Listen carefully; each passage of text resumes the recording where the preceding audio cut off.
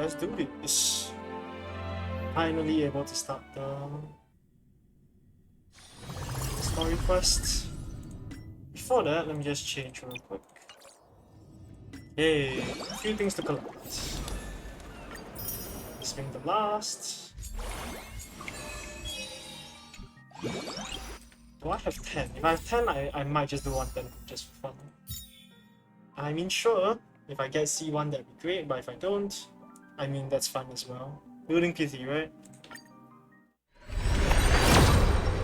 Okay, nothing. Good.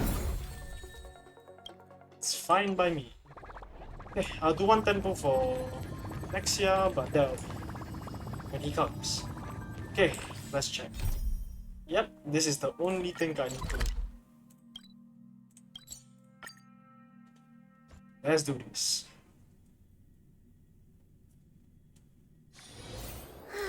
Share the good news with the whole city. Okay, apparently we're supposed to investigate trees. Not trees, sorry. Trees? I don't know. Okay, let's do this.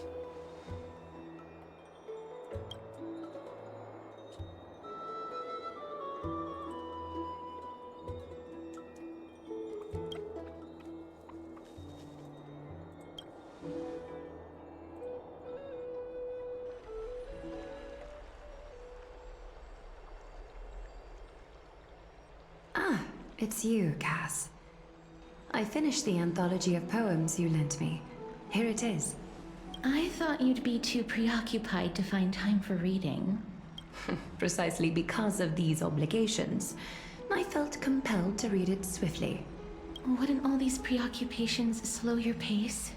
On the contrary. Knowing that time is limited can push one to overcome their limitations.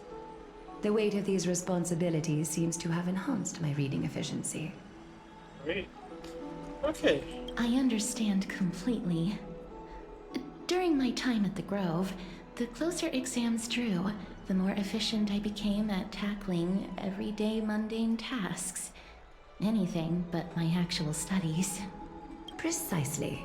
As I remember, you and Finon were both disciples of the new Sporists. I assume that Anaxa's exams were as unreasonable as the man himself, correct? The courses Professor Anaxa taught were Introduction to Alchemy and History of Mythology. And to be perfectly honest, those two courses were the students' greatest nightmares. The history of mythology taught by the blasphemous great performer himself. I can imagine their fear. Now that I think about it, students would often rush to the podium during class to challenge him on those blasphemous ideas. Oh, great. So it's a university. May I ask, Lady Aglaya, has your relationship with Professor Anaxa always been like this? He openly dismisses people's faith and questions the very justification of the Flame Chase journey. Our positions have been destined to be at odds. While you were studying there, I assume you must have heard of his nickname. A Dromus draped in finery? As I see it, this nickname is more of an insult to the Dromas. Wow. Despite his insufferable arrogance, I do hold a certain respect for his nature as a scholar.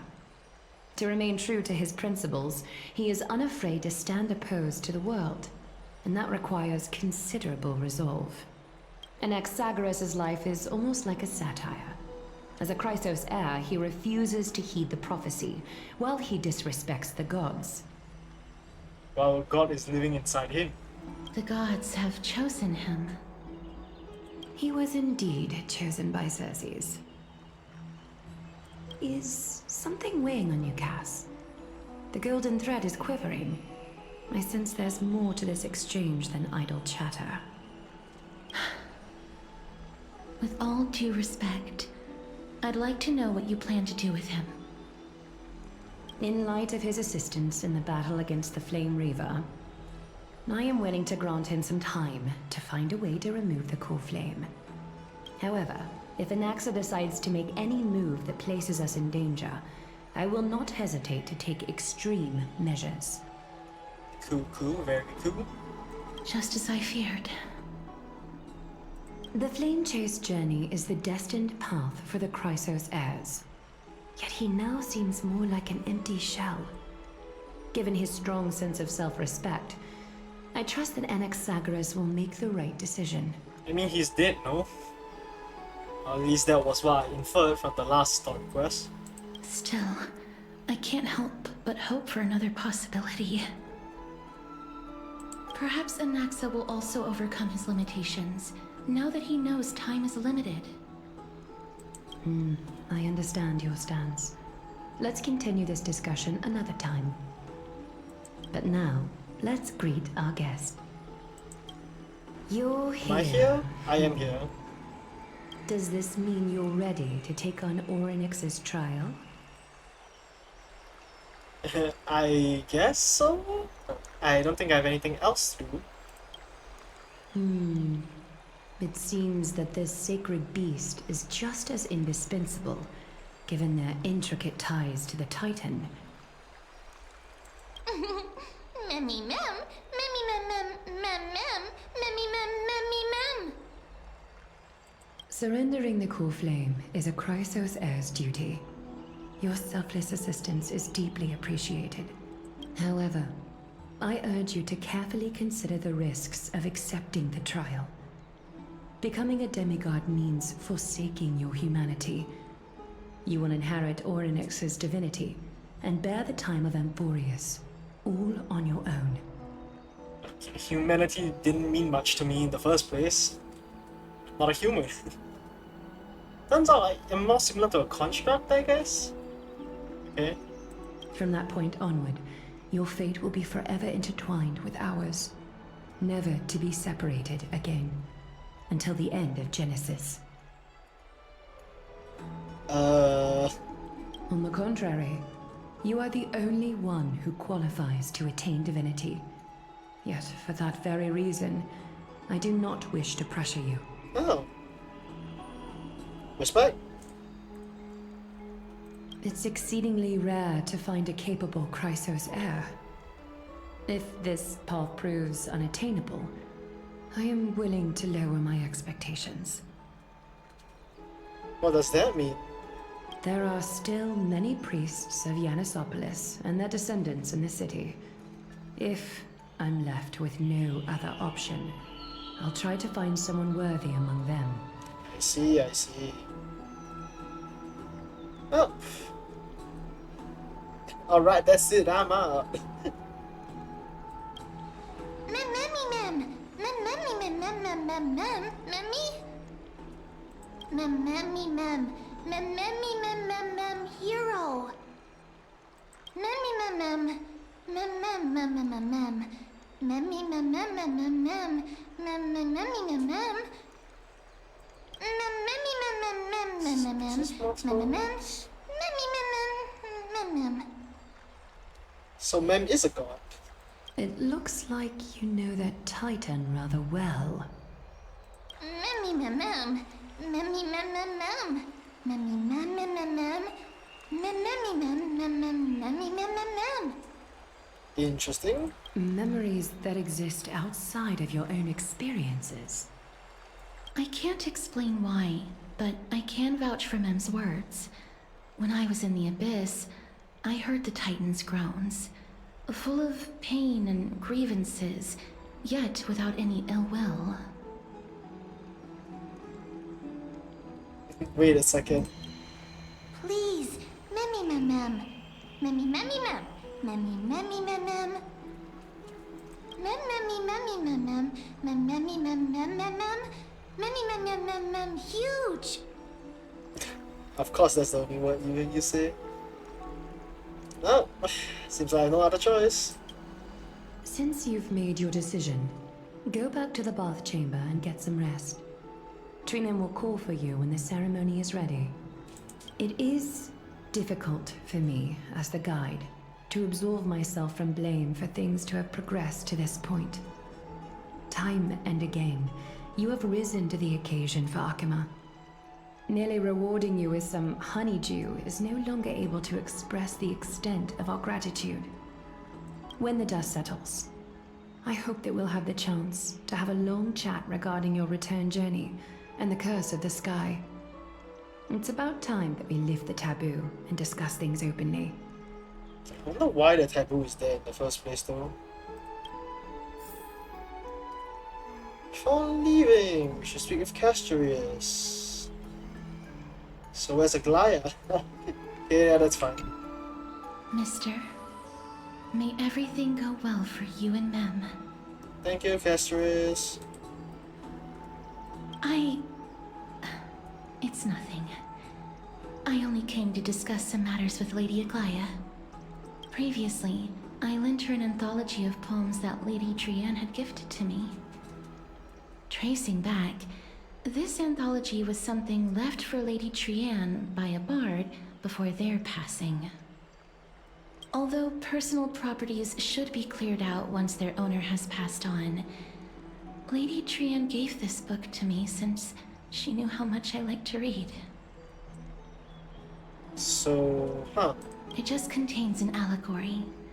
In a faraway land, in a city known as Styxia, a dragon corrupted by the black tide descended one day, swooping upon the city like death itself. I mean, that is probably a great place to start, to find death. It swallowed the princess of the city whole before it was suppressed. After taking down the evil dragon, the warriors discovered that the princess's life had already met its end. Overwhelmed by grief, the queen hired an alchemist to resurrect the princess using the dragon's flesh and blood. However, having lost memories of her previous life, the resurrected princess turned into an evil dragon herself and wreaked havoc on the city.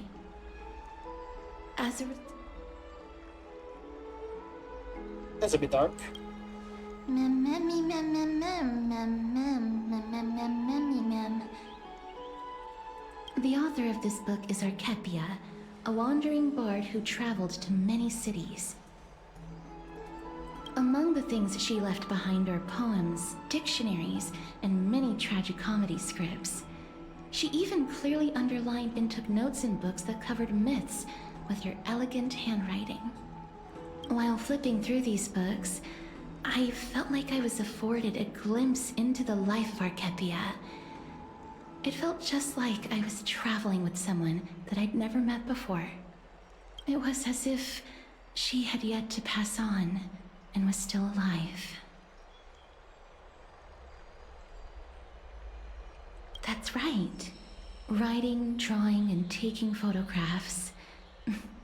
It seems like human nature to try and leave records of things. Speaking of taking photographs, when I was helping you to take the photo previously, I did not look through the photos in your photo stone out of courtesy. But I'm also very curious about the story of the Rosy Celestial Maiden. March. Despite having visited many cities in Amphorius, I still understand nothing about the world beyond the sky. If there is an opportunity... Yeah, sure, why not? Forget it. Let's talk about this in the future. For now, I only hope that you'll be able to complete the trial safely and obtain Orynyx's blessing. Albeit, I'm pretty sure he will give unwillingly. Hey! Back to my chambers. Finally, we get to talk to Dungho. Will there be a new voice? Or will there be a voice at all? No, there won't be. God damn it. That's right. Oh, partner, you're back just in time. This is something that the both of you should probably know. More trouble? I wouldn't call it trouble. I just think it will be favorable if the both of you understand the situation in Akama better. Council of Elders, so politics. Sure. Some background information for you. The Council of Elders is an authoritative body in Amphorius, made up of different city representatives. They hold legislative power over the Holy City, and are in charge of presiding over the Citizens' Assembly held once every few years. This is the most important social event of Akima. It is highly influential, and can even affect what happens to the Flame Chase journey. Aha. Despite her vision and wisdom that spans across thousands of years, even she cannot win over the hearts of everyone. Sociology. To be fair, we weren't here for long. Every 5 to 10 years, the Council of Elders organizes a citizens' assembly at Dawncloud. During the assembly, the representatives will vote on major issues, such as whether the Chrysos heirs led by Aglaya should still hold the right to govern the Holy City, and whether the Titan's conquest should continue. That is correct. However, the problem lies in the fact that there are ill-intentioned extremists in the Council of Elders. They view the Citizens' Assembly as a way to restrain the Chrysos heirs, and hope to take complete control over the Flame Chase journey. We can refer to them as the Opposition.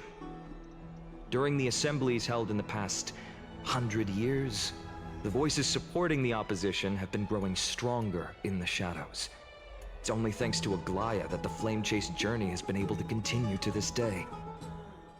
Okay, so she does know politics. I mean, fair, if you have so much information coming to you at all times. Yeah, it makes sense. The Citizens' Assembly is just around the corner. But this time, there seems to be a new variable to the situation. Mighty? Annexia. You know, that makes a lot of sense.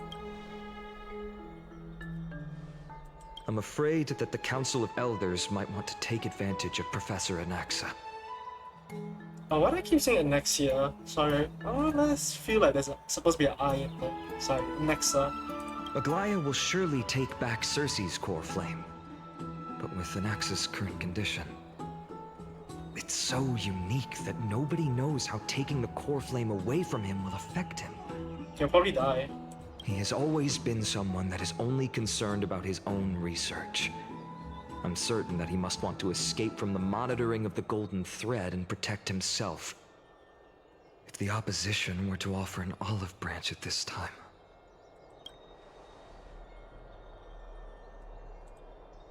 Anaxa has never believed in the prophecy, so technically it cannot be considered a betrayal.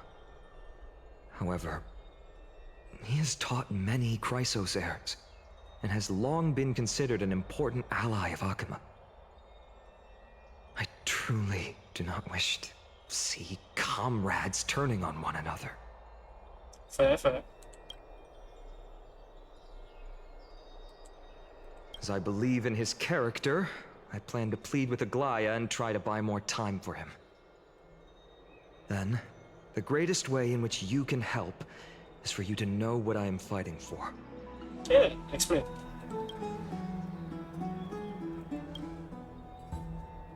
Guess not.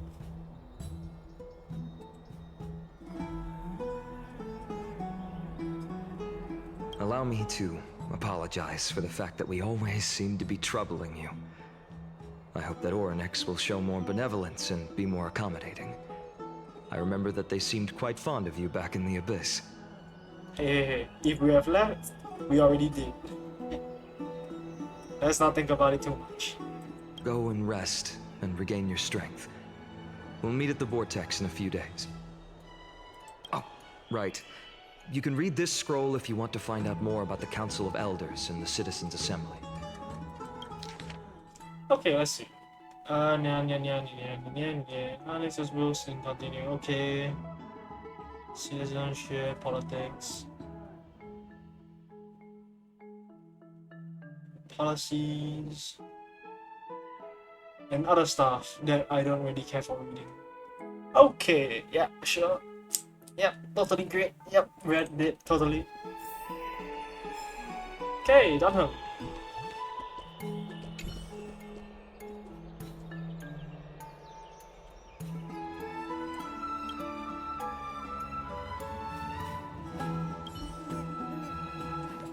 Okay, time to rest.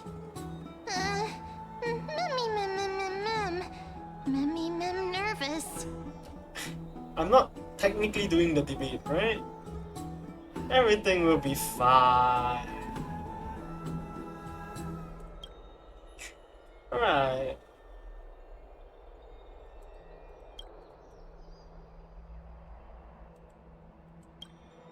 That is true, we are sleeping quite early. Okay then, let us sleep.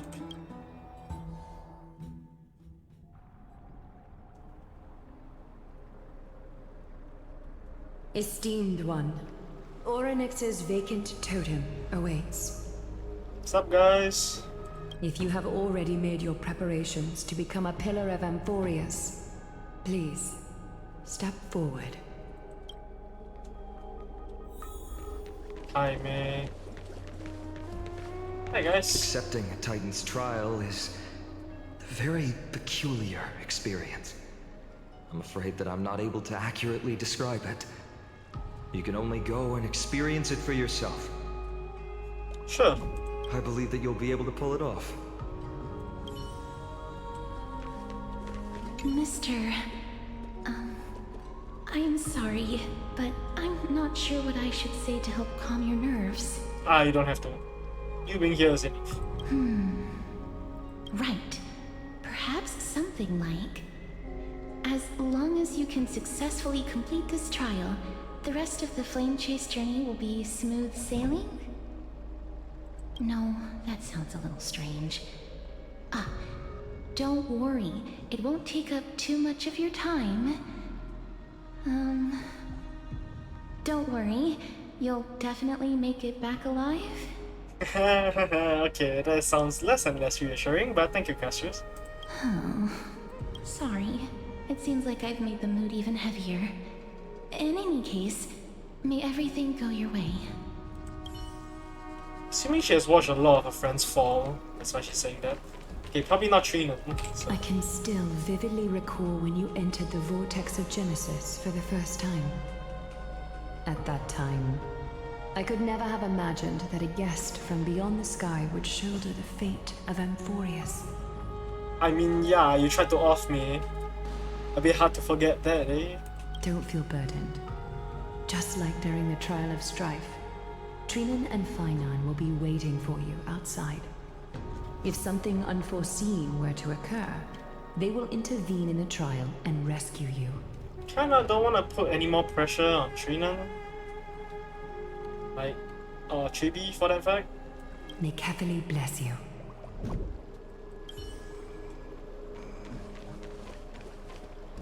I guess I can't speak with Chibi. Little Gray and Mem, thank you. Your resolves cannot be questioned. We praise your pure selflessness and courage. May Kefali light your path forward. Get ready to assume Orynyx's divinity, Trailblazer. To the trial. The divine position of Orynyx has already been vacant for some time.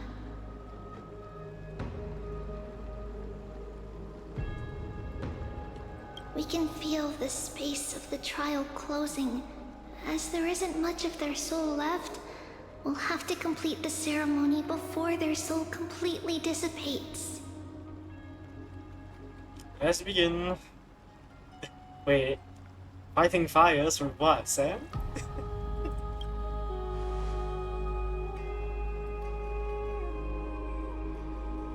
The eighth core flame coveted by the miracle that once belonged to the great Vale of Evernight, Orynyx. It shall now be returned by the two elected heroes of the Chrysosairs. A traveler who is upright and courageous, and a sacred beast that invokes miracles. Yeah, okay, great question. But why does Trailblazer hold, like, Orynyx's core flame? How does he even hold it? These are great questions that I don't have answers to. Who? Mem.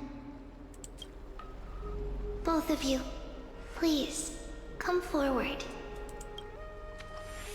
Okay, target the Celeron, but I don't know, man. Recite along with us. O Majesty of the 12 Titans, pillars of the world, we seek your divinity to mend the rifts of the world. Fill our bodies with blood of gold, till we wither in willing service to the prophecy.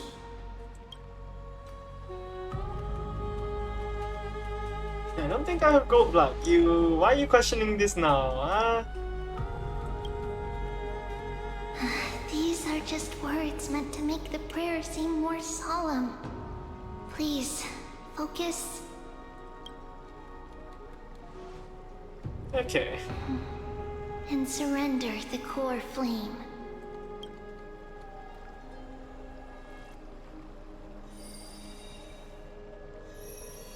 I guess I can just do this?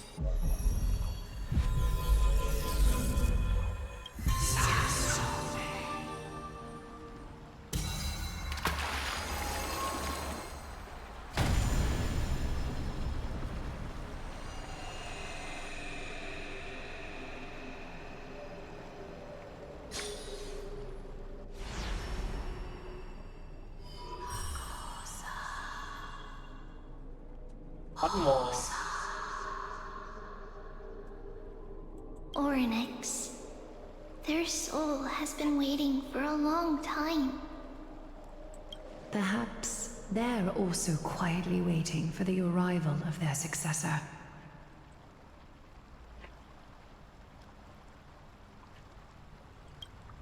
Time to do the trial, I guess.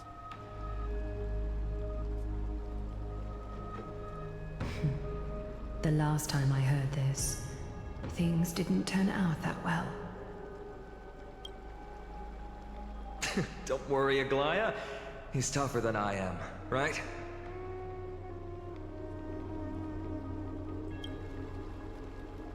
I suppose. I guess let us begin.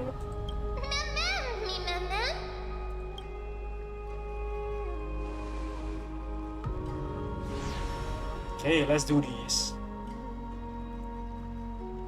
Traveler from beyond the sky, let us pray that the Titan acknowledges your worthiness. Although he loves cracking jokes at inopportune times, his determination is as strong as the Chrysosare's. He will definitely succeed. Oh, Final knows me well. While he's away, I would like to have a chat with you, Aglaya.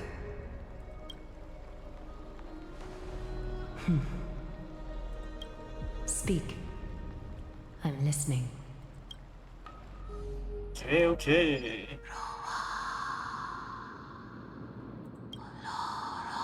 So now what do you require of me? Slap, slap. I don't think you have to say it, ma'am. Wake up.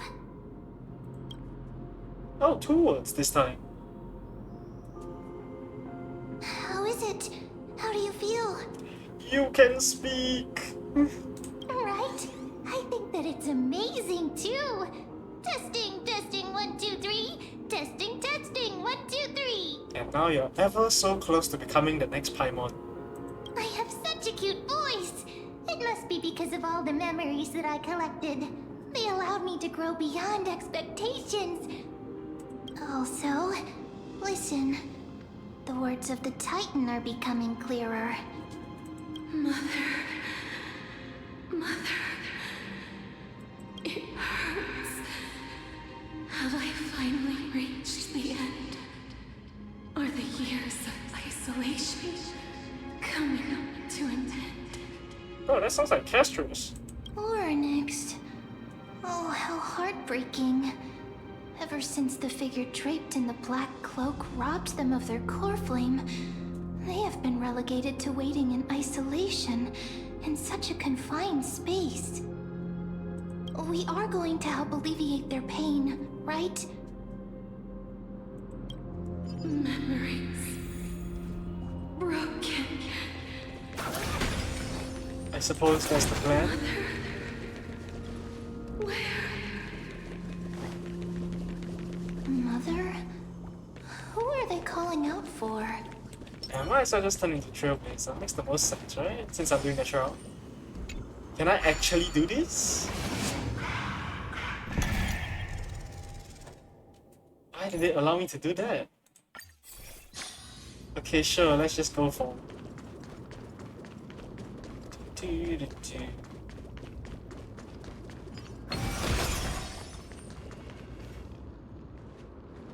Hi, Oryx. You... It's you. I remember you. Skyfather has gazed upon you. Mother is calling for you. Okay, I would like to... Yeah, is the Sky Father fully by chance?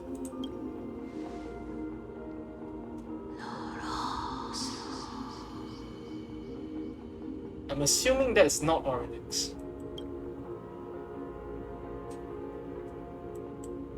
Skyfather has chosen you.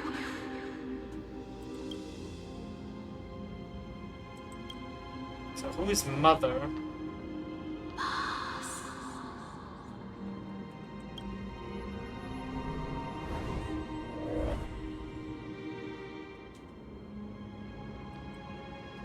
Mother is no longer responding.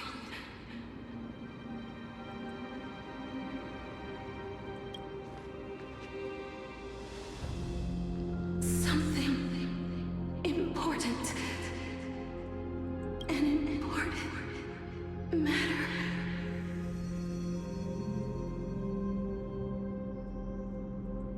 Oryx, listen to me. Aren't you tired? Throughout the long years, you have always been protecting the fate of Amphorius. Each time people draw strength from within their memories, every single ripple falls onto your shoulders. There's no need for you to bear this any longer, Oryx.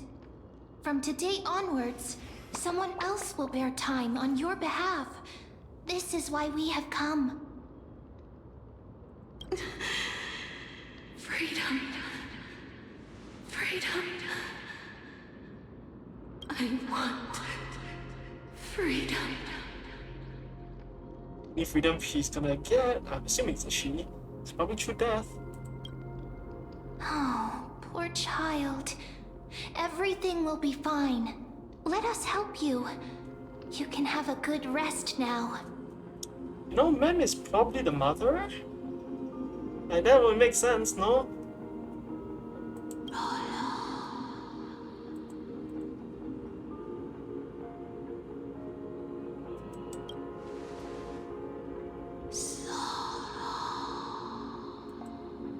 You have potential, strength, willpower, powerful, and tenacious.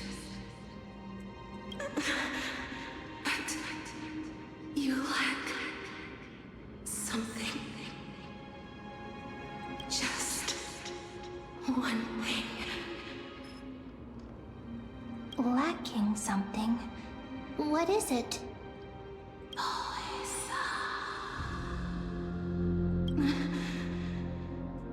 What you lack is a future. Oh, wait, what? So because she can't see my future, is that why I don't have a future? Is it because of fate by chance? That a predetermined course of action I do not have? Oh, this is cool.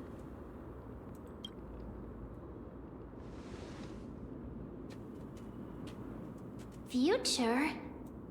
Traveler from the sky. You should have dissipated already. The gaze from Skyfather stabilize your form. I'm not real? Because from the moment you crossed the sky, your life was cast away. Right now, you are simply a collection of walking memories.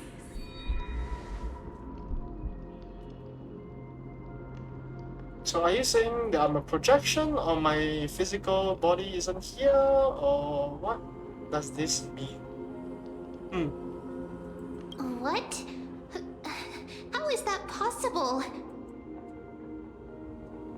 Did?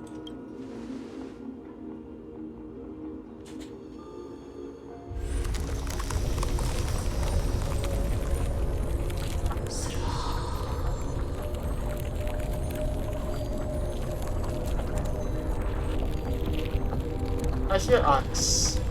I'm assuming this is food. The space is collapsing.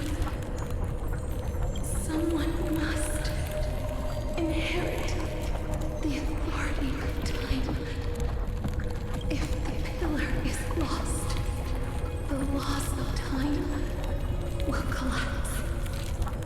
Amphorius will succumb to eternal disorder.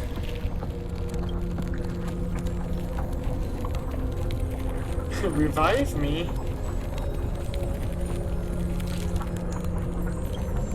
The trial, I think the trial's more important. Never compromises. Never bears grudges. Never forgives. Never makes a choice. Child of humanity. Titans. Mother. Sky Father.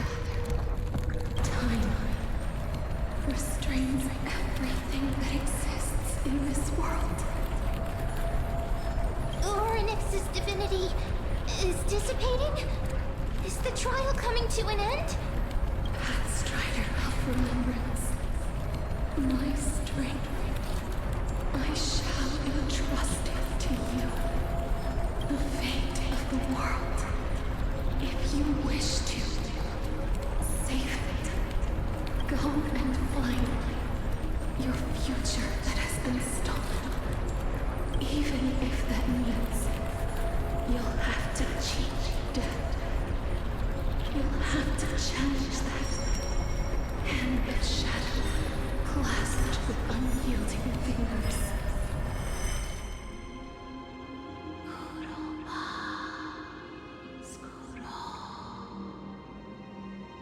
Hey, I didn't die. That's great.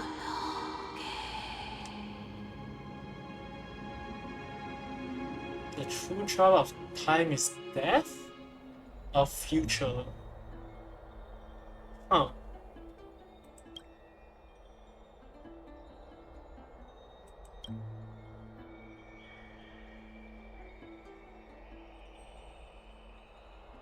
Yeah, great.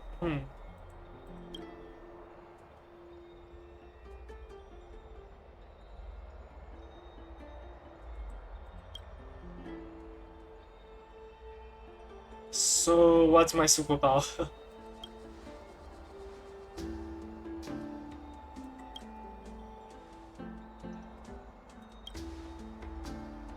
Nikado's lens? Yeah, so it was Nikado. Okay.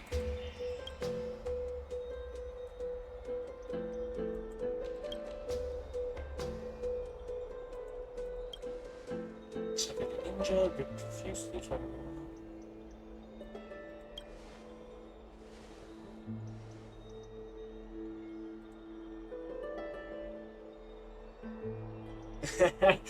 Wow, let's be an asshole in this situation. Sure, why not?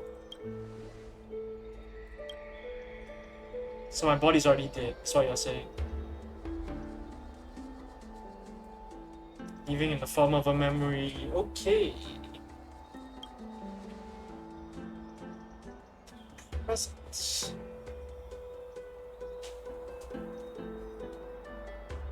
Stellaron, do something!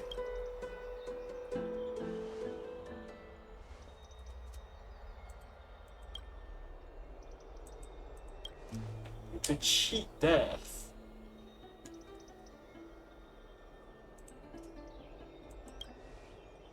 Yeah, we need to find death, don't we? Hey, are you alright? Now, where can Thanatos be, by chance? I heard you two talking about Thanatos. Cass is also very concerned about the warning. She has left the vortex and returned to the garden. Shall we go and look for her? Thanatos is the Titan that Cass has always been looking for. Regardless of whether there are any clues, there's probably no one else that understands death better than her. Oh, right. There's something that I have to tell you. The Chrysosaurs already know everything that has happened to you. I was too worried, so I told them everything. Please don't hate me, okay? I mean, even I don't understand what's going on fully. Better to have, like, everybody else's thought process, no?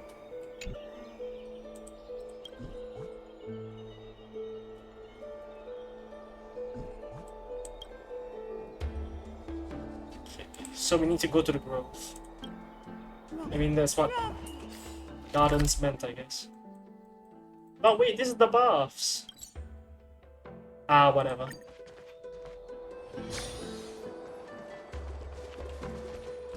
Hi guys. Okay. Let's do this. Mister, I'm right here. Castorice?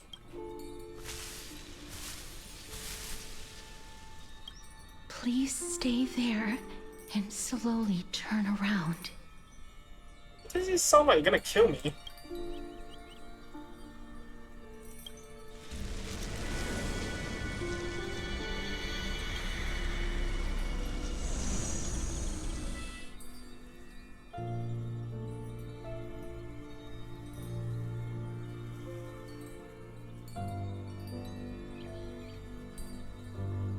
Slowly turn around. Nah.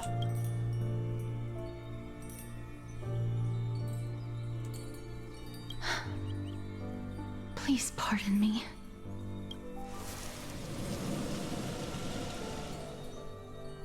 So she is touching me and I am not dying, so good for me. Your death was not thorough. What does that mean?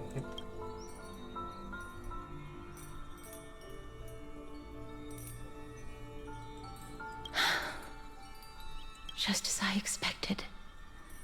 I cannot feel anything. Am I really dead? You're invading my personal space.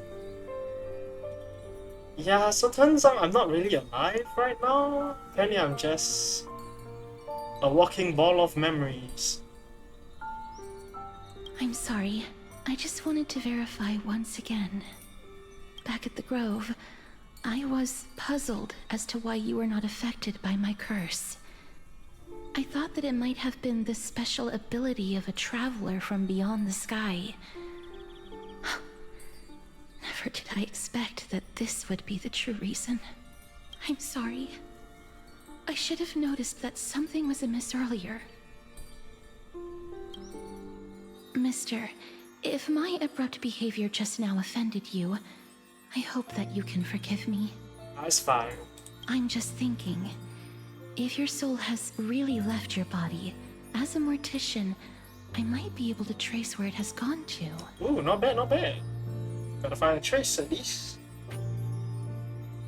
Okay, wait, before I continue, I need to do something real quick. I'll be right back. Let's see.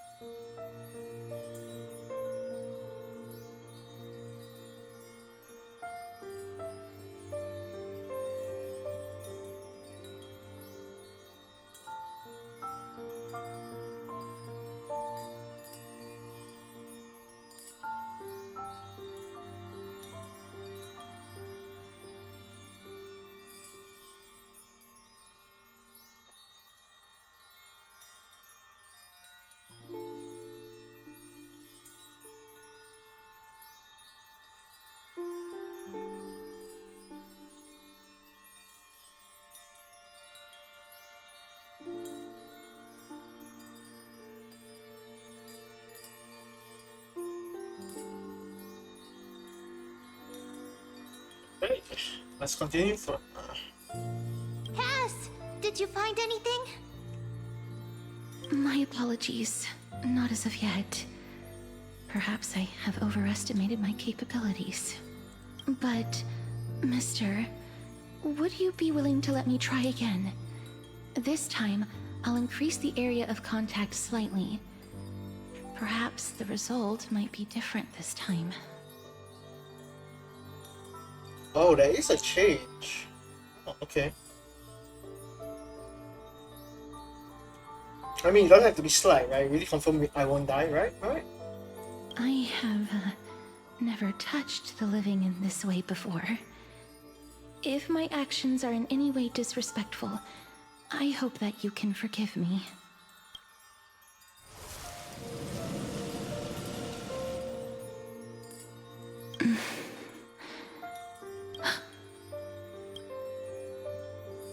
I seem to have caught a glimpse of something.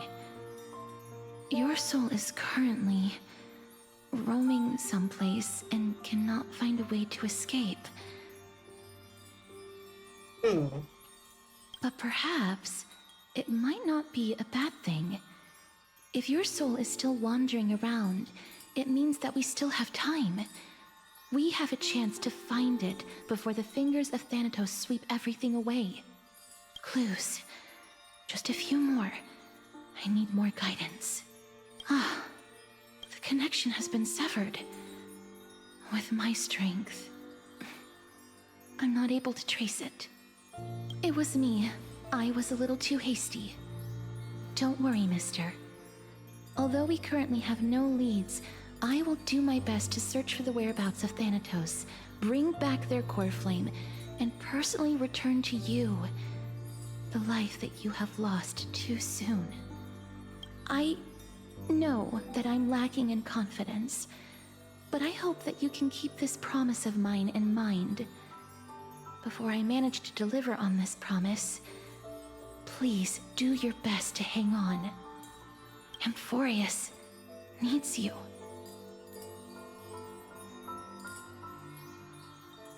It's not like I'm dying right now, Castorice. Lady Aglaia and Lord Finon are currently discussing some matters in the paths. They're worried about you too. If possible, please go there and let them know that you're well. Although, I don't actually know whether your current situation can be described as well. Yeah, I lost my soul. Also, please accept this Styxian fable. Reading can help one to focus and relax. I hope that reading this can help tide you through this difficult period.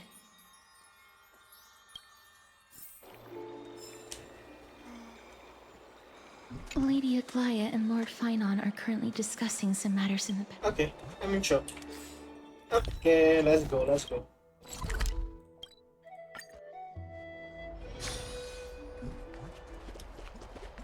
Hi guys, I'm okay for now. That partner! Hyacinth said you definitely wake up. How do you feel?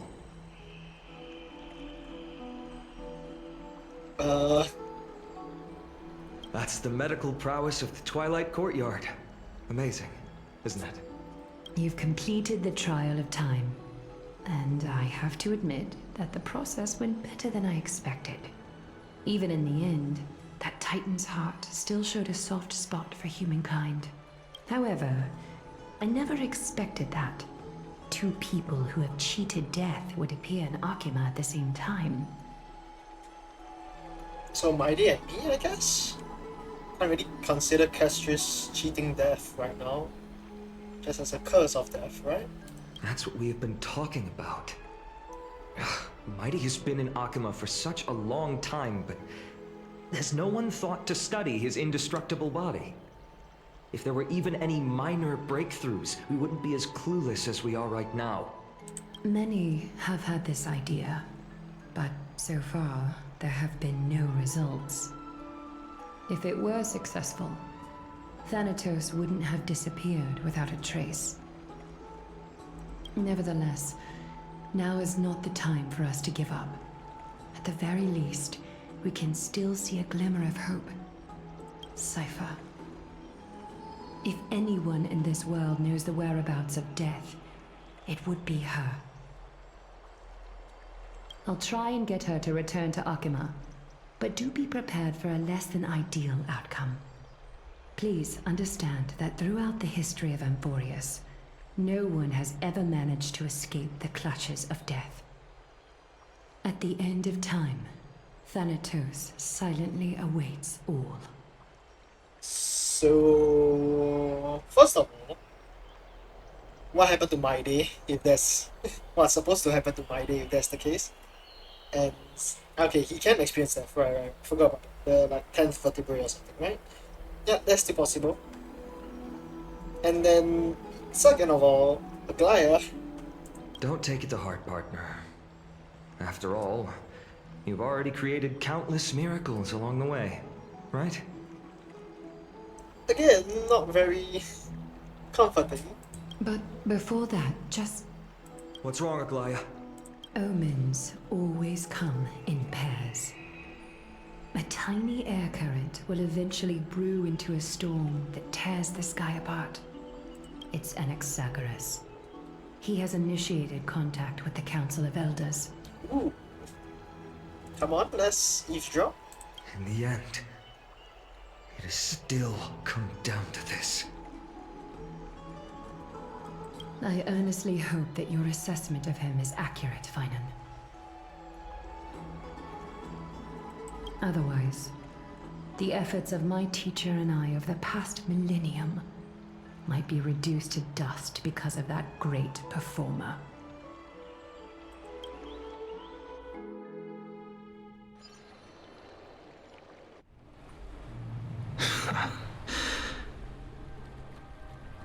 Anaxa? I'm back here again. I remember this dream. This realm is covered in a silk-like fog, and the land is barren and harsh. The crowd of travelers leaves tracks everywhere. Oh, wait. I was Aglaya talking about Anaxa, sorry. Because technically he's the only one that has cheated death, right? He's living in a dead body. I don't know, man.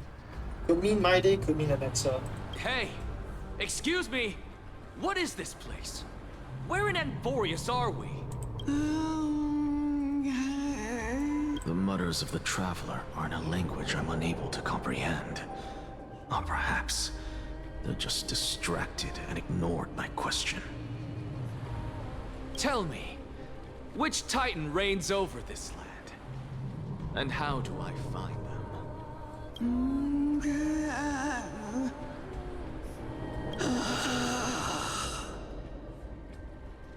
Hand of Shadow. Hand of Shadow Thanatos. Could this possibly be the Netherrealm? Not Netherrealm. This must be the realm where Pollux is, I guess. Then where is this? River of Souls? The outskirts of the Netherrealm? Are you heading downstream toward the Netherrealm? The Netherrealm.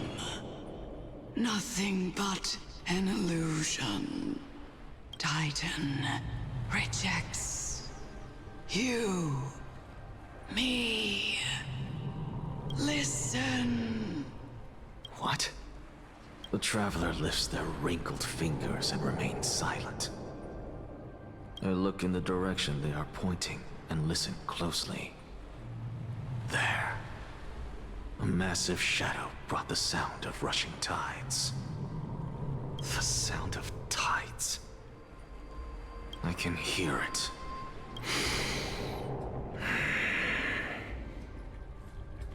I hear it, deep within the tides, beyond the closed gates of the Void World. A voice, about to recount something. Child of humanity, is it death's embrace you yearn for with such urgency? Oh, shush. Oh, you have awoken. Welcome back to the mortal realm. Your consciousness is dissipating much faster than I expected. Ultimately, it seems like the Titan's core flame is incompatible with a mortal body. How much longer can my consciousness remain in the mortal realm? In my estimation, at best, you'll see 15 more entry hours. At best. Oh boy. 15 days and nights. What is it? Are you finally starting to become attached to the mortal world now? On the contrary, 15 days feels a little too long for solving a singular problem. Stop giggling. It's time for us to go. The messenger from the Council of Elders is almost here. Let me ask you one more question. Are you really planning to betray Aglaya's will? What betrayal is there to speak of when I was never loyal to her to begin with? What about that white-haired student of yours? Acting so recklessly, do you not care about what might happen to him? Fine. There will be a price to pay for blind faith. This is also a lesson for Finan. You truly are a strict teacher. Of course. This is how I've always been. Ooh, okay, so let's see. Next scene. Looks like it's not a bad time for a performance. He is wind. Good to know. He shoots. Good to know. And god damn it. I mean, sure, for now this will work, right? Watch this magic trick. Ah, what was that? Okay. Ooh.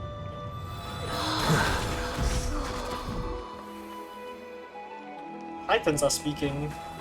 Sorry to keep you waiting, Lord Anaxagoras. What are It's you? been a while, Lord Anaxagoras.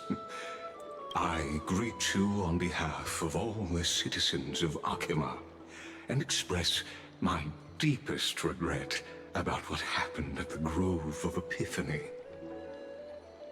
It's you. I never expected that you would personally come and meet me. By carefully into lantern above, I have come as a testament to the justice of the Council of Elders. There are Antikytherans here? They have been a rare sight ever since the Chrysos War. Anti-Christarians? What? I extend to you my utmost respect, revered Titan.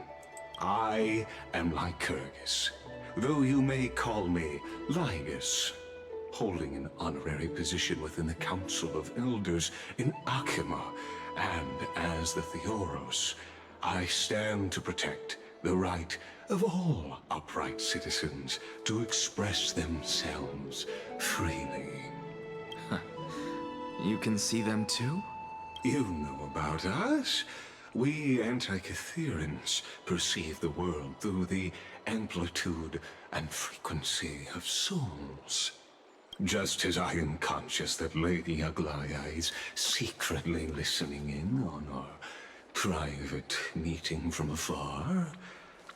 If necessary, Lord Anaxagoras, I can sever the golden thread to protect your fundamental rights. The demigod should know better, for such is her station. Spare those poor threats, and just let her listen to my words. They shall serve only to unveil her own folly. May I interpret this as you having a countermeasure? I need not any plan, because she can do nothing other than petty espionage. As the Citizens' Assembly approaches, and with Orynyx's fall, any attempt to capture the core flame within me will only usher chaos and calamity. A truth she undoubtedly comprehends. While I, Anaxagoras, serving as the Grove's special envoy to Akima's Citizens' Assembly, have long known the extent of your abilities. Let's forego the formality of asserting authority, Lord Lygus. Lead the way. Very well. Such a evil laugh. Surely Lady Kindness would appreciate such assertiveness in an ally.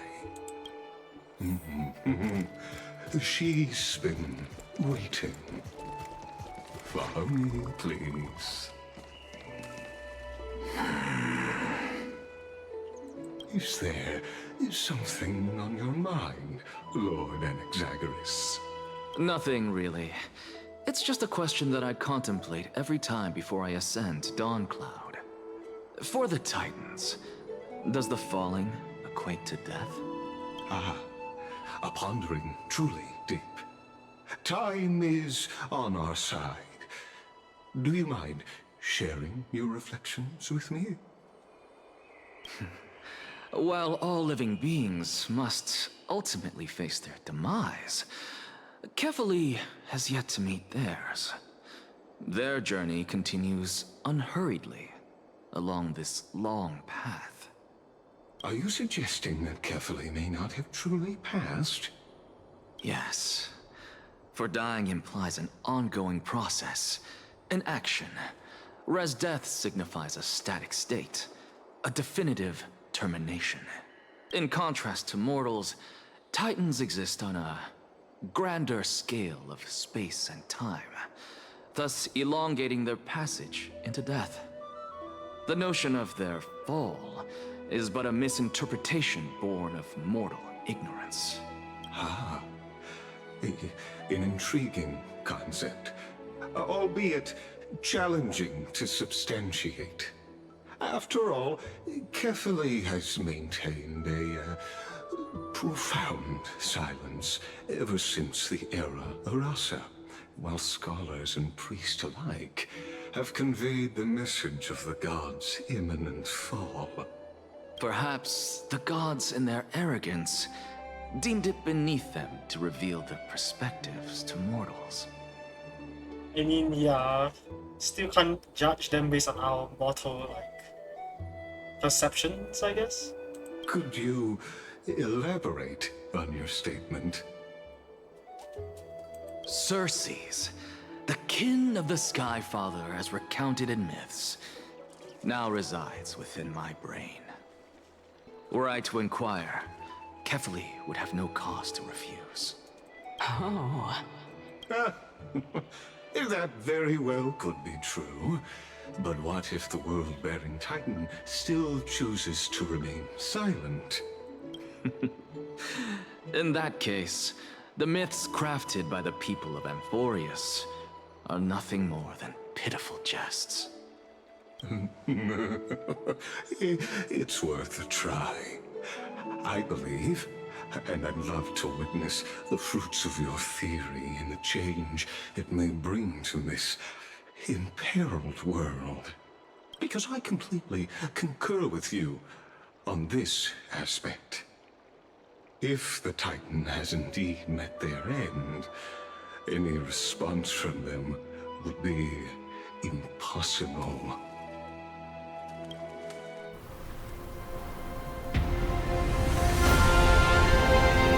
Oh, what the hell?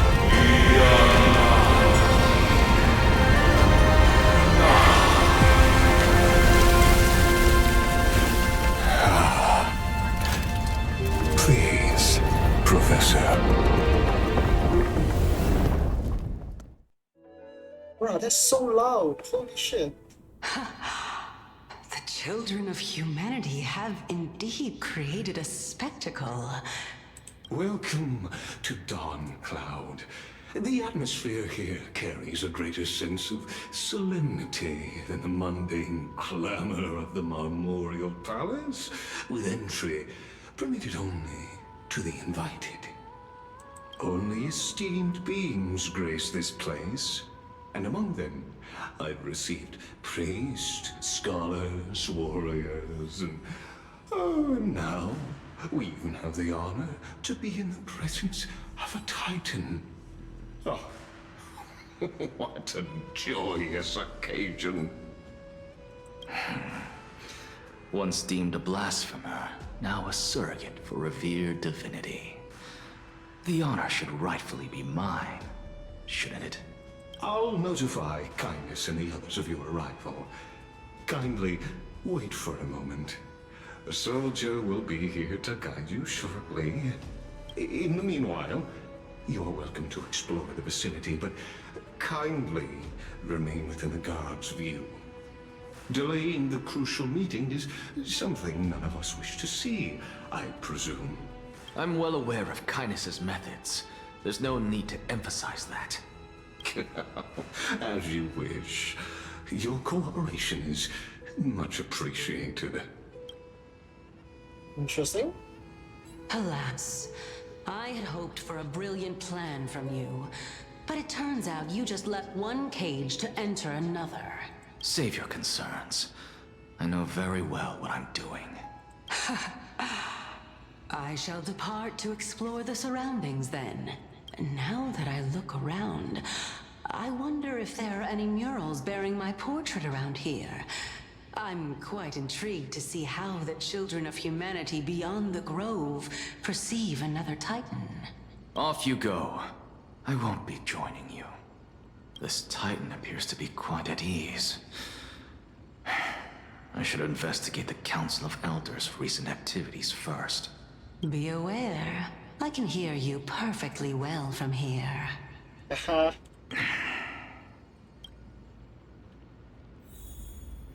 Okay, next messenger, something, chest.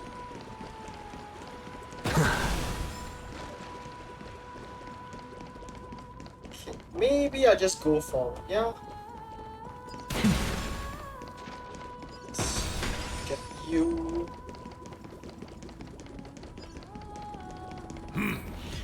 Even blasphemous scholars can come here, it seems. Looks like my presence here is quite unwelcome. Anaxagoras, I thought that you had died to the Black Tide, just like the other scholars. Damn, bro. As Kephales's priest, are you not aware of the decorum of respecting the dead? Surely you jest.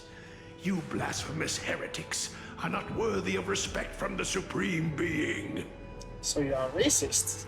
Let me remind you that you're currently in Dawn Cloud, so you'd better keep your deranged language to yourself. I am no longer that altar servant from years ago, who could only acquiesce to the commands of others. Now, I have plenty of ways to deal with people like you. I'm not sure whether I should laugh or cry right now. I can't believe that a follower such as you could have been made by a creation titan. Damn. As I see it, a dead titan can't provide you with this level of confidence, right? Then who is it exactly? Could it be Kindness? You. Seeing how fond of you Elder Kindness is, I shall let that slide for now. Leave immediately, and don't impede us from receiving the Supreme Being's blessings. Seeing as we were able to hear of this matter from the mouths of others, it seems that Kindness is indeed quite sincere toward us. Perhaps this affair will proceed smoother than I had anticipated. Oh my, what a thrilling confrontation. As expected of one of Kephales's followers.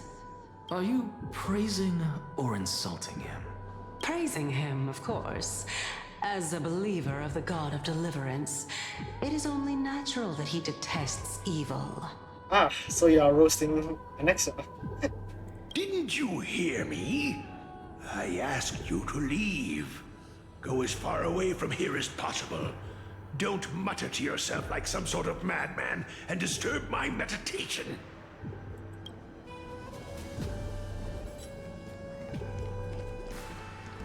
Take it, old man.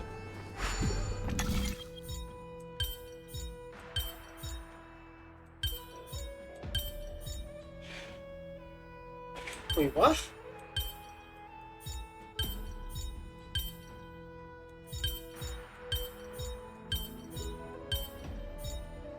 Okay.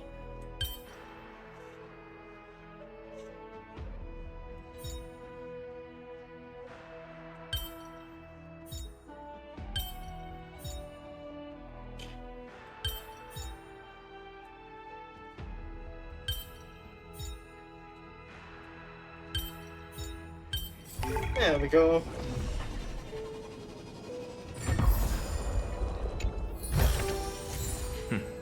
Go melt it down. The hell? I melted down.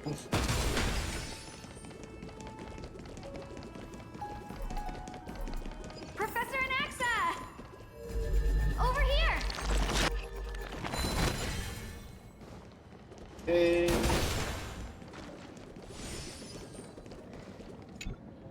Professor Anaxa? Word has it that the scholars of the Grove valiantly perished resisting the Black Tide.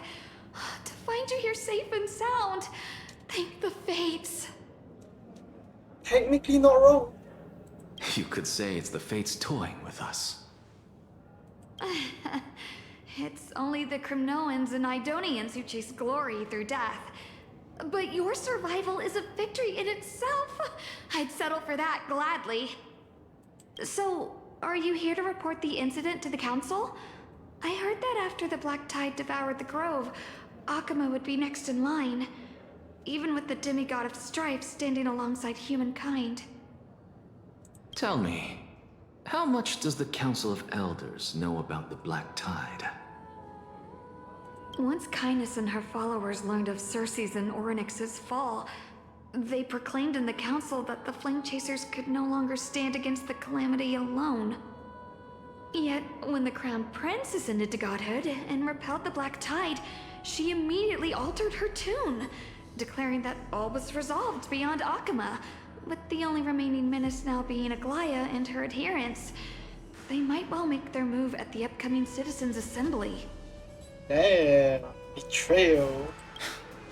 No surprises there, those shifty opportunists. Thank you for your honesty, virtuous student. Being an opportunist could very well be a facet of wisdom. Shouldn't you be searching for murals of yourself? I've had enough of your prattling.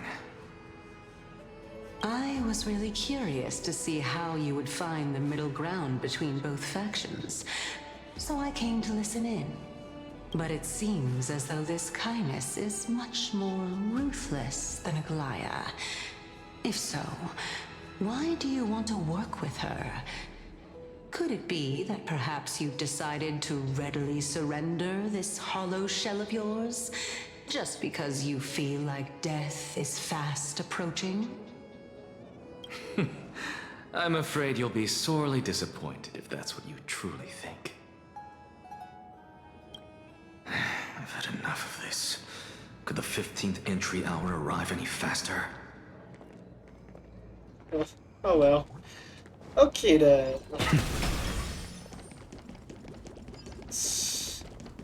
Talk to Circe's, I guess. My. Could it be that the great tree painted in this mural is actually depicting me? Every plant, every tendril, no, even every leaf could be the embodiment of Circe's.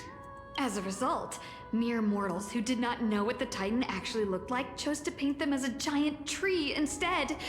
Their wisdom was portrayed as fruit, to symbolize how they shared their knowledge equally among the masses.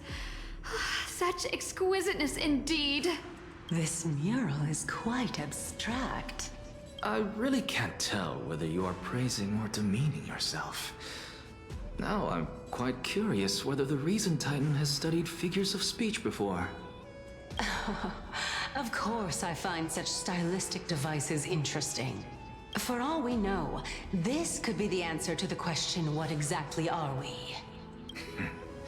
I, for one, am not willing to admit that I could look this ugly. Was this the reason why you failed in your attempt to refine my soul when you were ambushed at the Grove? Since you are aware of this, why did you save me back then? From my perspective, this point alone was enough to separate you from the average person. Because you were insane. How do two lunatics coexist in the same brain? Therefore, it seems that your journey to Dawncloud this time is not just to seek protection. What, then, is the intention behind your actions? The entire plan is stored in my memory, so why don't you look there? Then don't mind if I do. 1 year old? 2 years old? Oh my! Even a member of the preeminent Seven Sages must hug his Droma stall to sleep? How interesting. Really? I mean, it's probably when he was young, right? That's enough. How unusual. Your soul is actually trembling. This must mean that behind this toy hides a secret that nobody knows, right? Huh. Understand me. Since our days are both numbered, I don't mind telling you more about it. This is a present that my sister gave to me. It's a doll that was made to look like our family pet. So there are other members in your family, eh? Are they also living in Akama? You know what? Something tells me they're probably dead. Don't you just love to pick through my brain? Go on, continue flipping through my memories. It won't take long. You'll discover the answer when you reach the memories of when I was 5. Oh, the black tide is everywhere. I can't bear to look. When I was young, I couldn't accept this outcome either. Georios, Aquila, Kefali, and you, of course. Although I prayed to every titan that I could think of for help, my efforts were ultimately futile. This...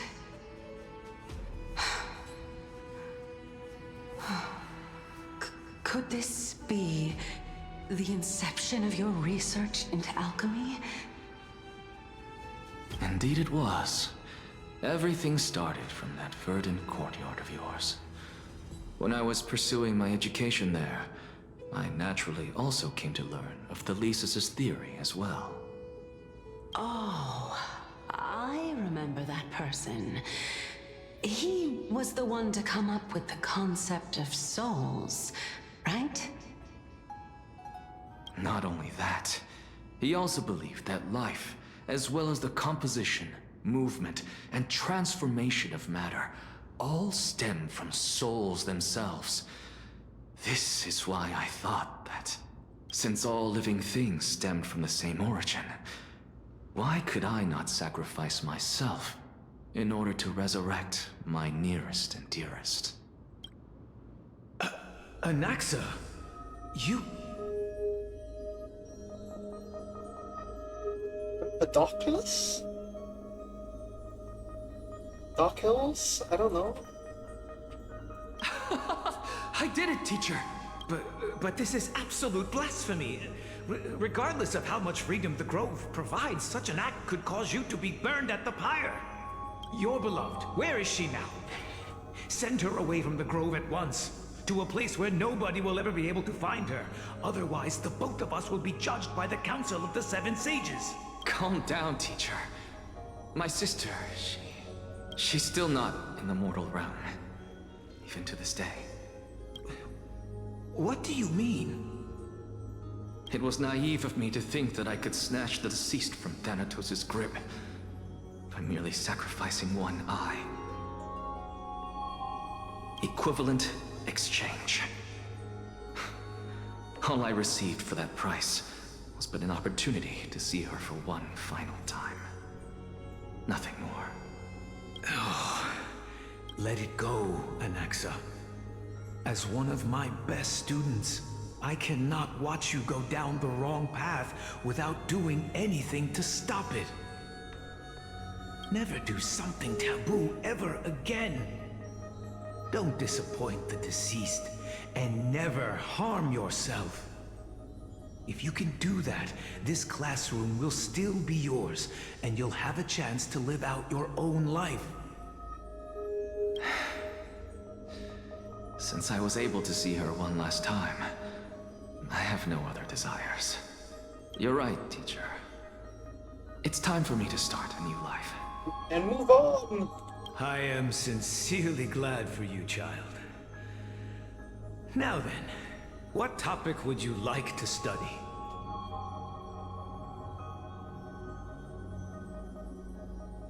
I wish to continue Thelesis' research.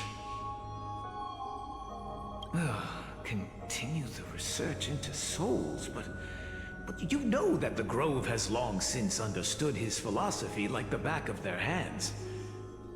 Even if you continue digging into this subject, your efforts will likely be futile. No, teacher. After my fleeting glimpse of the deathly fog, I finally understood a single truth.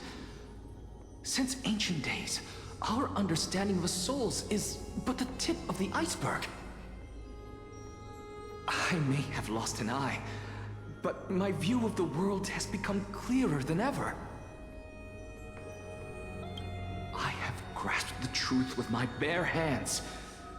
Watch as I turn this farcical world upside down. It's called the Blasphemous. Who would have thought such a secret lay concealed beneath that hefty eye patch of yours? However, this story doesn't seem to be connected to your plan. In fact, I'd say that they aren't related at all. The answer lies within the tale. If even you cannot understand it, perhaps you should relinquish the divinity of reason to me. After all, it'd be a waste for you to hold on to it. My story ends here. Now it's time for you to tell me your secret. After all, this is what equivalent exchange means, correct? I mean, Cersei's never agreed to it though. As expected, you laid a trap for me to step into. Not one that you necessarily have to follow, Cersei's.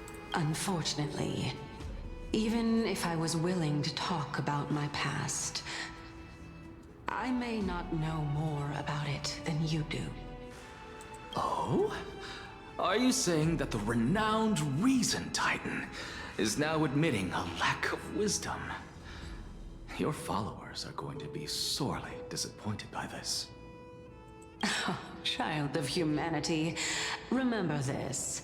Being cognizant of one's ignorance is the greatest wisdom of all. Now I understand. No wonder you asked me to answer your random, nonsensical questions. Not only that, you're the only one who can shed light on my query. As the saying goes, onlookers see most clearly. Is that so? Lord Anaxa. I saw you muttering to yourself and was wondering whether you were caught in a delirium of reflective thought. I'm sorry to interrupt you, but time is of the essence.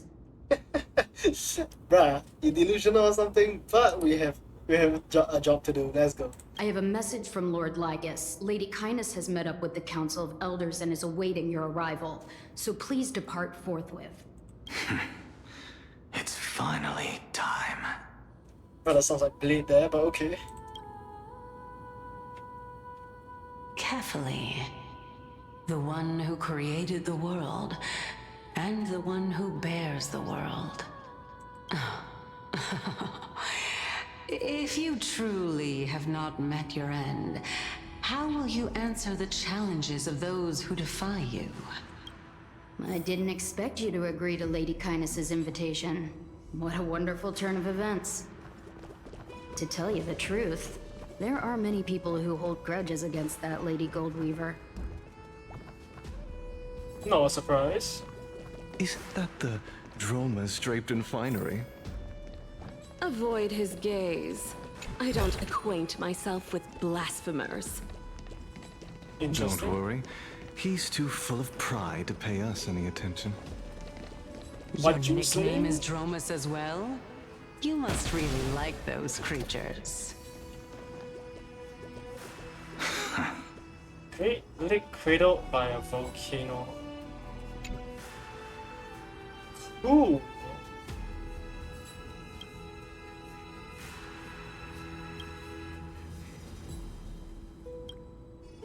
Okay, let's go.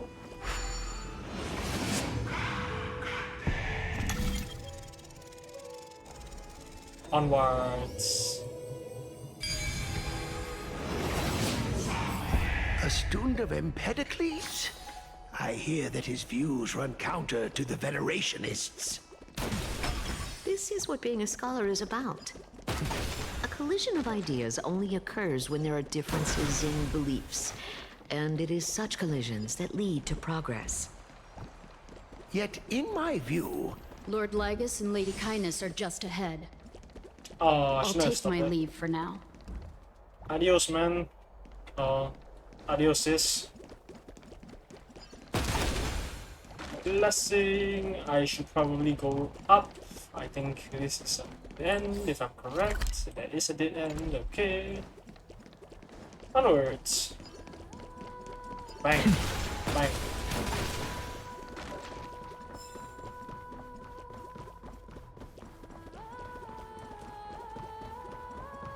Welcome to the Demigod Council, esteemed guests. Lygus.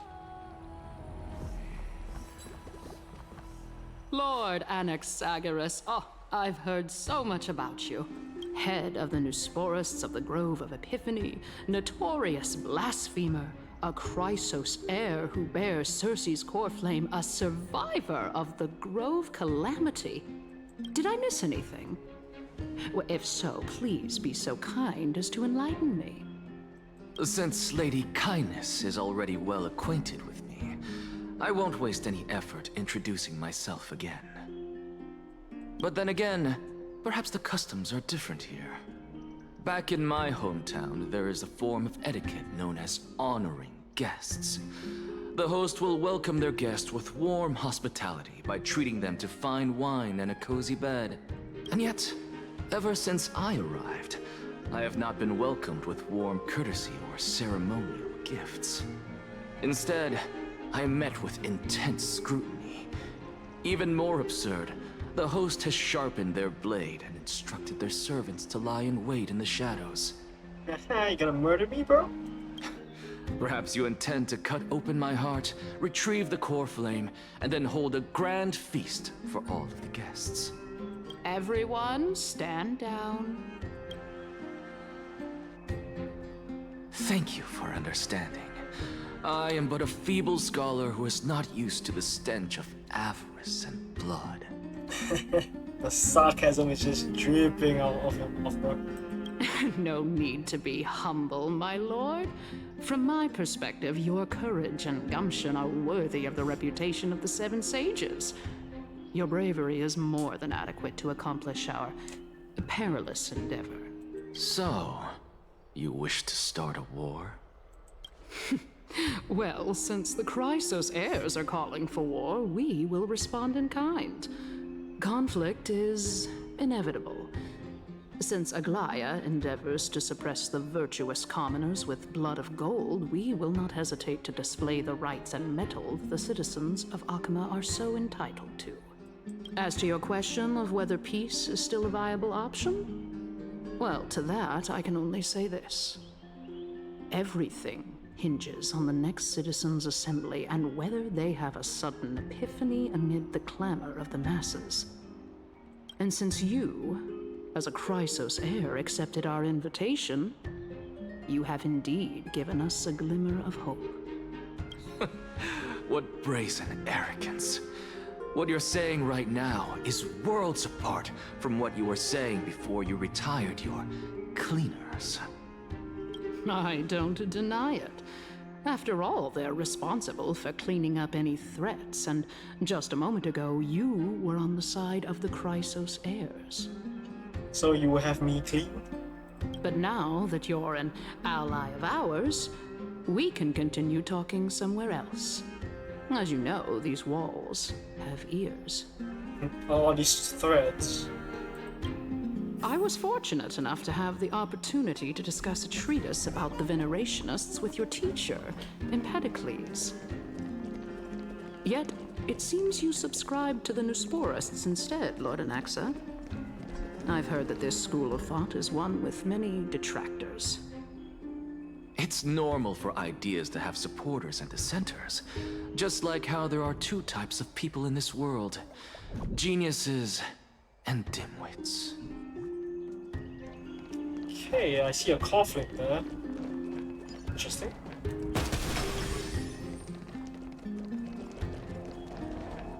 Welcome back to the hub of the Demigod Council, Lord Anaxagoras. Surely you remember that countless eloquent orators have stood in this spot before and emerged victorious by stoking public sentiment with their words. And yet there have also been innumerable blasphemous philosophers who set themselves up for failure because they refused to defend their actions. This tiny stage is the most profound embodiment of Akama in centuries. In 15 days, this site shall also become the most important, as well as the final turning point in Akama's history. May the both of us carry out our duties with honor and lead the masses back toward the Era Chrysia, a golden age with no death, strife, or trickery. Oh my, 15 days and nights. That aligns perfectly with the date of your demise. Could such a coincidence truly exist? Using death to prove myself fits my intentions perfectly. What strong conviction you have, as expected of the hero who dared to stand up to the Gold Weaver.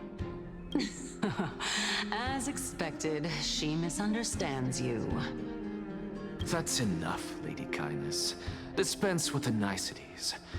I only accepted your invitation so that I can serve the commoners alongside the members of the Council of Elders. Don't test my patience with such superfluous formalities. Well, you say that now, but surely you also require my aid as well, so that you can stay alive even when being pursued by the Golden Thread? You worry too much. She won't show her hand too freely, as she still needs to garner support from the masses at the Citizens' Assembly. Even someone like me can tell that only a sliver of her humanity remains. Surely you're not asserting that she will definitely act in a rational manner. Why you say that she's insane? As you're no doubt aware, Aglaya covets the core flame that I possess, which makes it the bargaining chip that allows me and the rest of you to negotiate with her. However, in return, I'll need the Council of Elders to support me as much as possible. Naturally, this includes the guards as well. You're well aware how valuable Cersei's core flame will be in the Era Chrysia that you are desperately pursuing. Talk is cheap, so you'd better act prudently as well. I understand. After all, this battle of wits is just a means for each party to acquire what they need.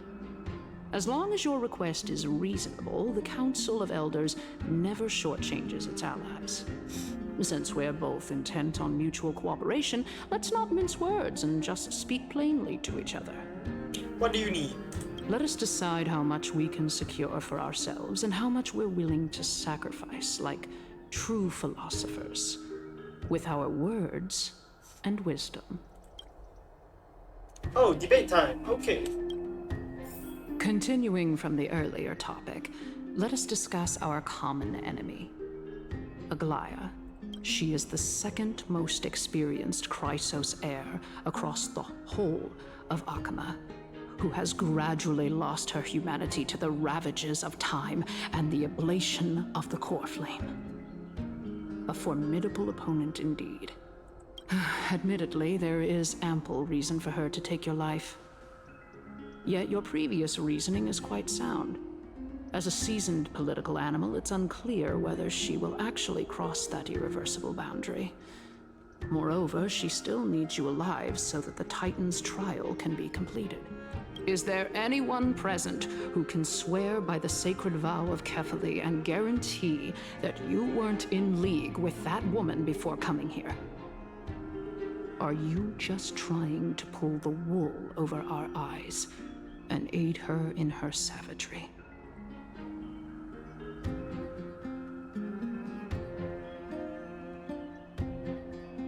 Let's see. She is prepared to execute me.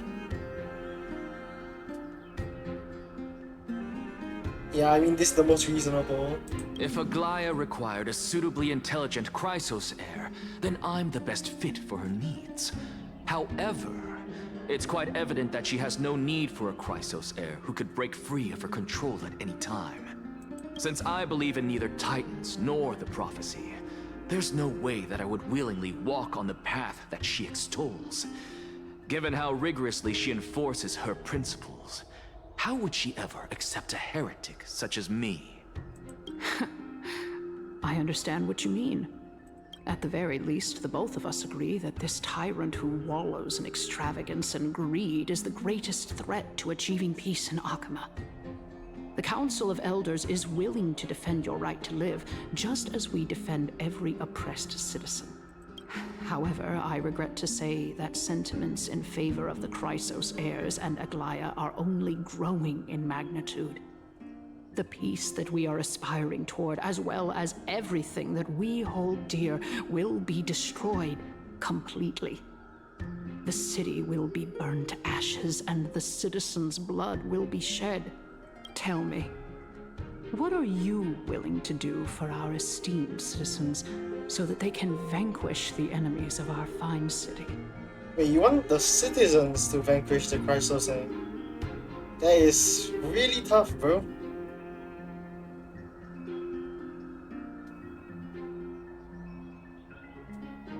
I mean, I promised nothing, but this one seems more in personality, I guess. Aglaya's authoritarianism, conceit, and arrogance have granted her unfettered control for the most part. Yet these traits are also her greatest weakness. If I can render her helpless by forcing her to experience the agonizing pain of betrayal, I am certain she will never recover from such a setback. Surely you don't believe that such a tiny betrayal will be enough to push her to her wit's end.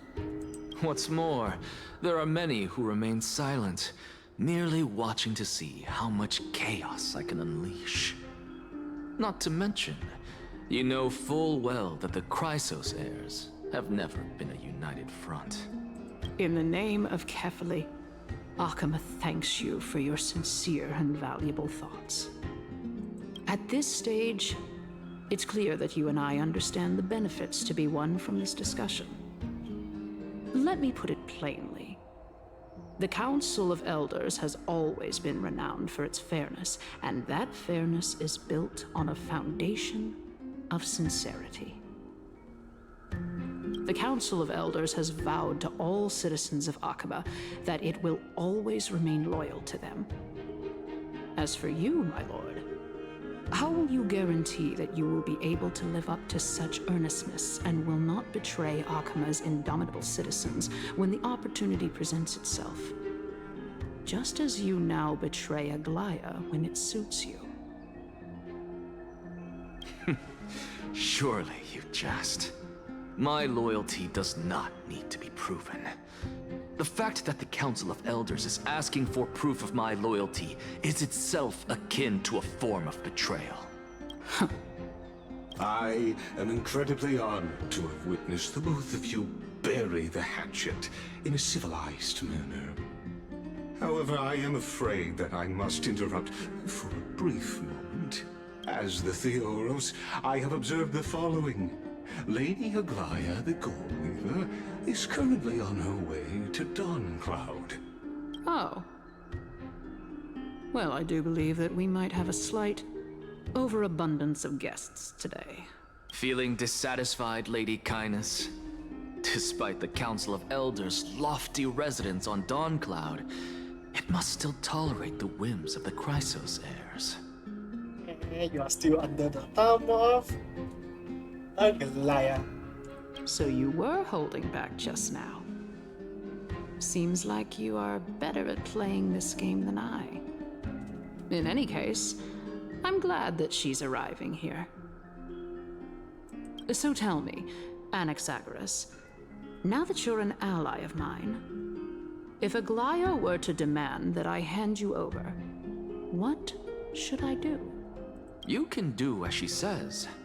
Tell her that the Council of Elders merely wished to chat with me and had no intention of offending her. However, by doing so, the authority of the Council of Elders will be as thin as papyrus that has been soaked in blood. Not only can it be destroyed at the slightest touch, but the Council will also lose possession of a valuable core flame. No, more like 2 core flames. After all, at the next Citizens' Assembly, that young lady who is synonymous with death will also be standing on our side. Oh? How can you be sure of that? Is that of importance to you? All you need to know is that I have a plan. In my opinion, you should be more worried about the impending threat. If Aglaya can seize me in full view of the masses today, she could also dismiss the entire Council of Elders in one fell swoop tomorrow. If that happens, the discussion that we've just had will turn into an utter joke instead. Is this the outcome that you wish to see, Lady Kindness? Fine. I will handle this matter appropriately. But you do best to remember this. Fool the people and karma will be on your tail. I'll overlook it this time, but don't count on there being a next time. Unless, of course, you crave cruel punishment and consider suffering the perfect state to ponder the true nature of souls. Well, what do you know? That happens to be one of my rare talents. We shall see, then. Ah, I've got to say that you've managed to really impress me again. But shouldn't you be going after more? Dying to know what I'm after. I mean, I'm the reason Titan after all. It is in me to ask and seek answers. Easy there. You'll learn the answers soon enough. I didn't bring it up with her purely because she doesn't have the means to give me what I truly want. It's as they say, onlookers see most clearly. The true masters of Dawncloud have always been the Theoros, who watches over everything.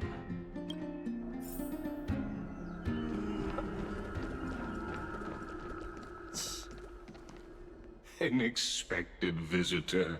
Welcome once again. You know, you could actually skip all the pointless debate and come straight to me to seek an audience with Kefali. I have no reason to refuse you, do I? You may not, but Kindness has. Whoever gets hold of Kefali's core flame will get to rule over Akama. She's wary of me, so naturally I had to gain her trust. I would say that debate was not at all pointless.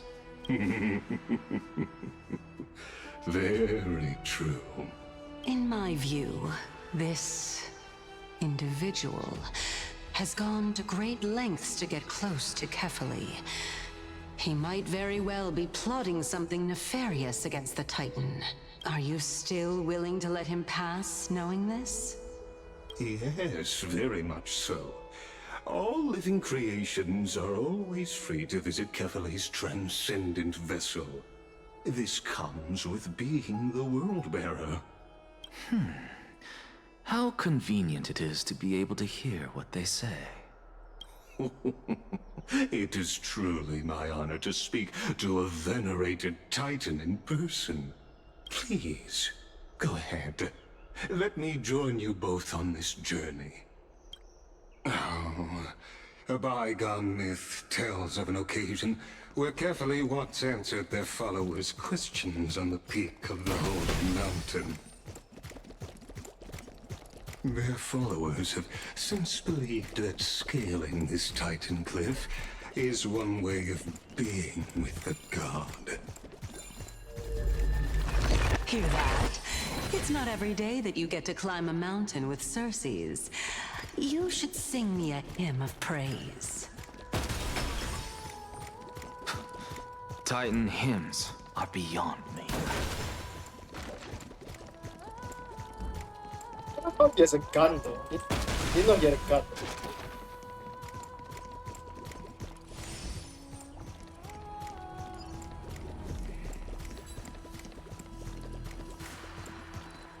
Go on ahead. Oh well. Take this Yanis shortcut, and the long pilgrimage stairway will be waiting for you at its end. I have to admit, I never expected you to not ask me anything. Not even my motive. Because I know very well what it is you are after. As the saying goes, a gentleman helps others achieve their goals. I have a feeling that your theory will be validated at the end of this journey.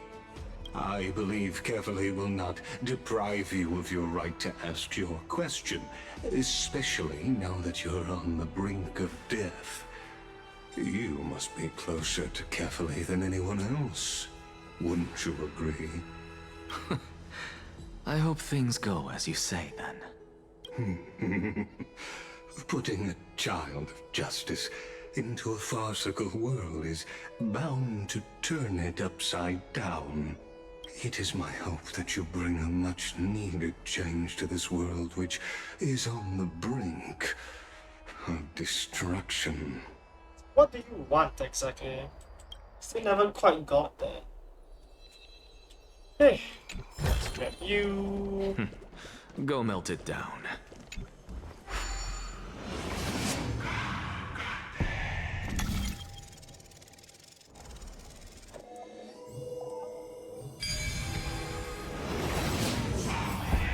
Honestly, this is my first time going up to Dawn Cloud's peak. What a splendid view. Isn't it about time you recognize the magnificence of us Titans? Well, I don't see how this place is different from those temples in the city. All they have are magnificent facades. And even though I've come this far, I'm still doubtful about getting useful clues from him. I must be getting ahead of myself to be expecting to hear something nice from you. Oh? Haven't you been in my head for some time now? It's high time you get used to how I feel about things. Alright, we're just a short hike away from Kefale. No time to waste here. So the intellectual debate from earlier was too draining for you, huh? If Amphorius gets a new lease on life, you should focus on strengthening your body and stop shirking social interactions. Save your concern. The Titan is in sight. Can you make it? Why? Are you going to carry me up if I were to fall now? I know how far I can go, so just hold your tongue and come along. Fine then. I guess I won't say any more. I'll just wait till your soul dissipates completely to gain control over your body. Wait. Who is that? Circes? Another one. Hey, look at that. Huh? What should I be looking at? I hallucinate. hallucinating? He's hallucinating. Or do we even get to see souls when we're close to dying? Okay, I'll be right back. I need to do something again. Yeah.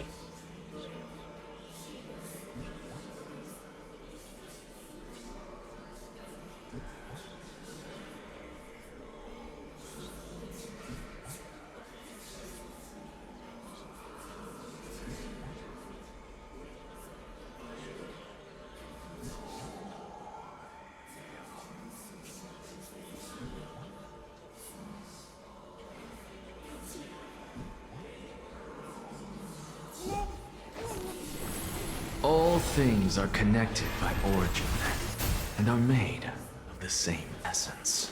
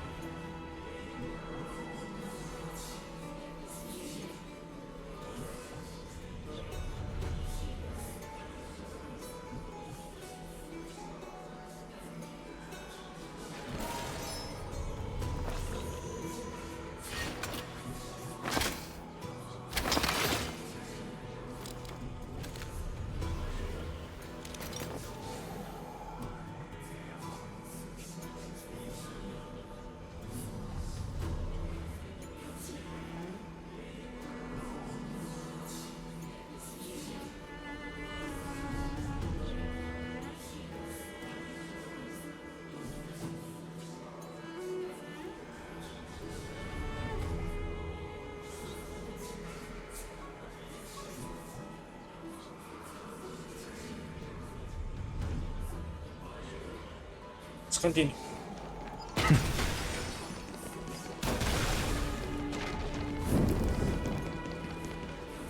Oh? Why didn't you bring your favorite spear with you on this trip, Nias? Nias? Wait, that's... Nias.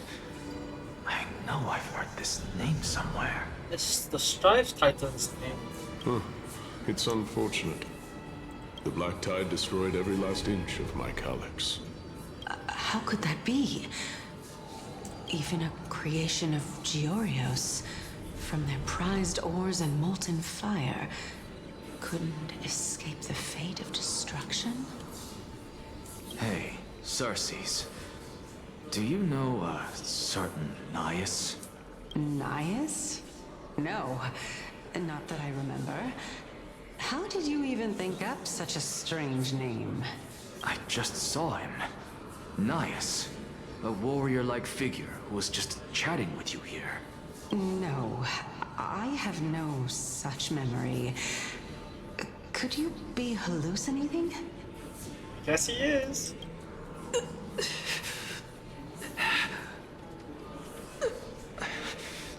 This is a departed spirit?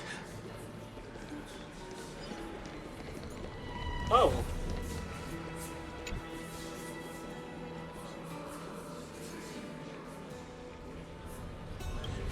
I never knew to force it. Wow. Another departed spirit, okay. Another one.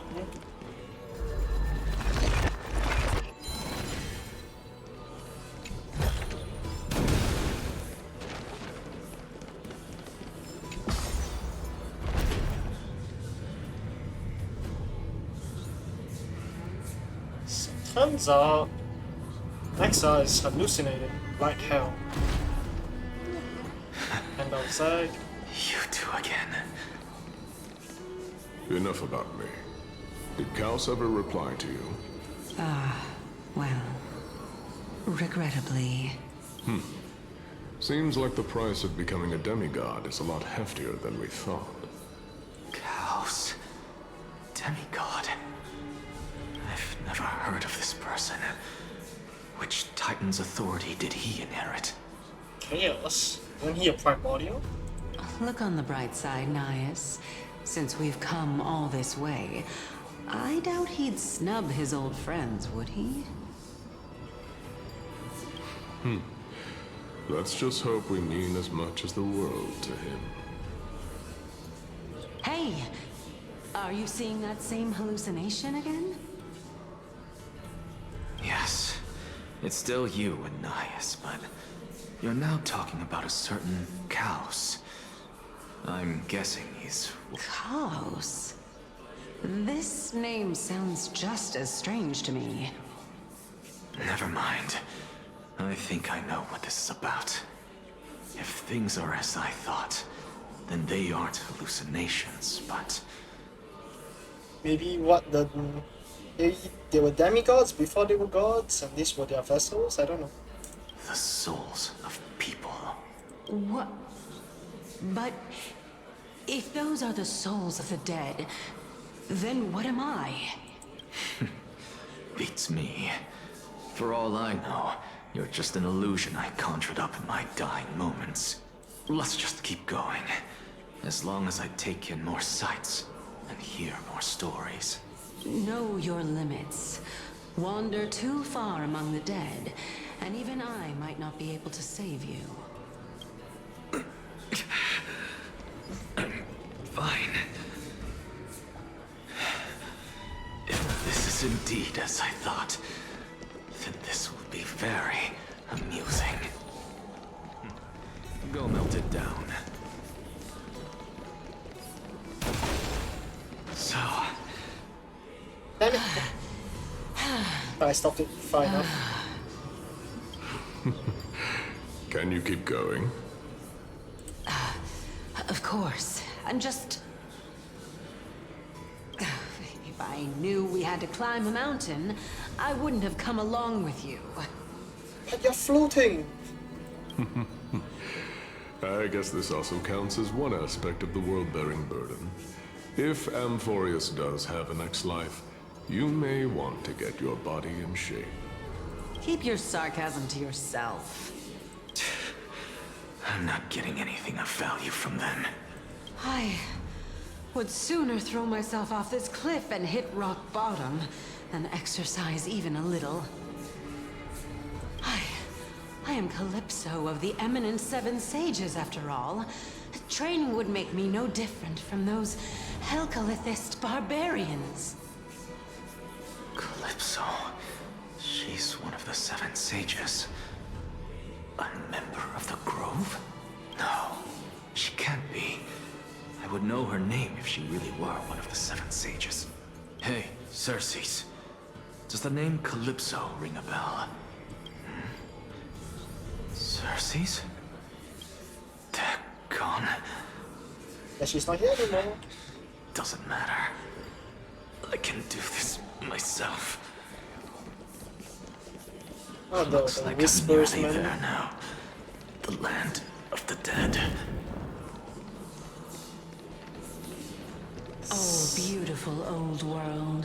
Where are you now? Oh, legendary era Chrysia, return to the mortal realm. Splendid gods once walked the paths we walk. Alas, all that's left of that warmth is a hazy mirage. Oops.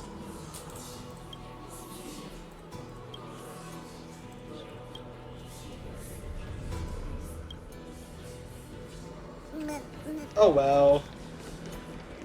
He's probably suffering. This is probably where he does his crazy stuff. Finally. So, I don't get to ask the Titan my question, but all of you make for a pleasant surprise, nonetheless. Very well then. Let me uncover the truth for myself.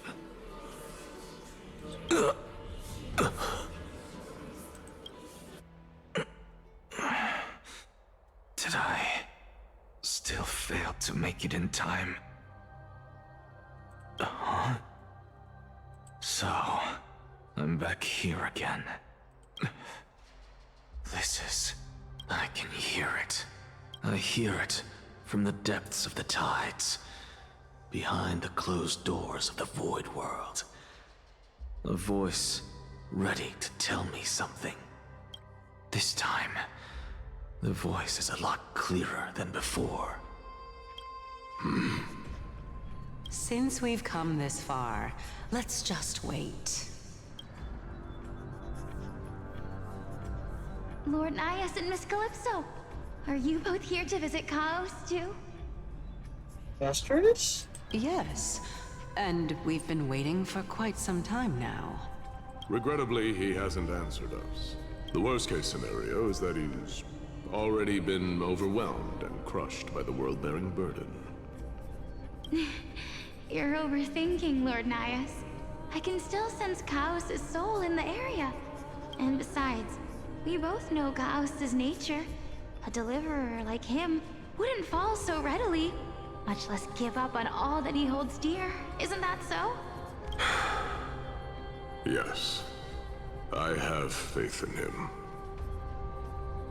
That reminds me. Why are you making this trip alone, Polixia? Oh, my sister needs more time to make sure the flowers are fine. Such a pity. Both of you have hearts kinder than anyone else. Yet you were born only to take over Thanatos' divinity. Everything that I see and hear this time has left me shaken to the core.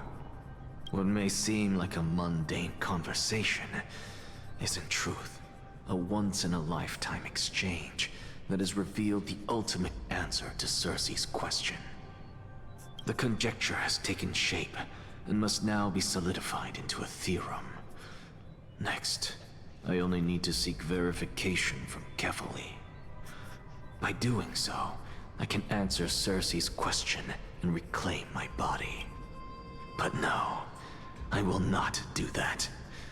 That isn't important. Because another one of my conjectures, one that I have always dreamed of proving, has been proved right this very instant. Fusing a mortal soul with that of a Titan to replace said Titan is not a ludicrous idea after all. So, they have all been mortals at one time.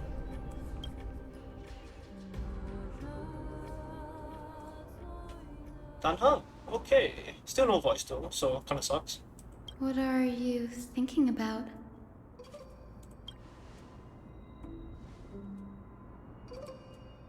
Is that so? You don't look the slightest bit amazed, though. Plus, you seem to be strangely familiar with the city around the Great Tree.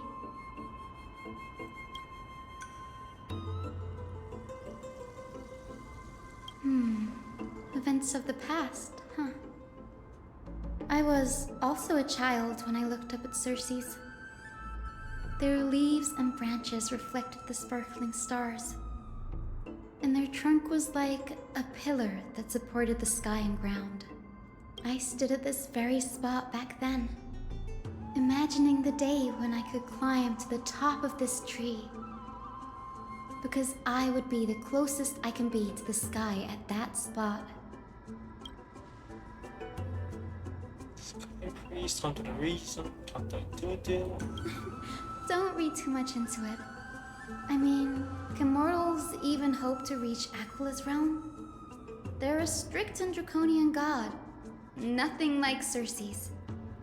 Reason is willing to share what is theirs with others, but Sky only expects people to revere them. You get what I'm saying, right, Denny?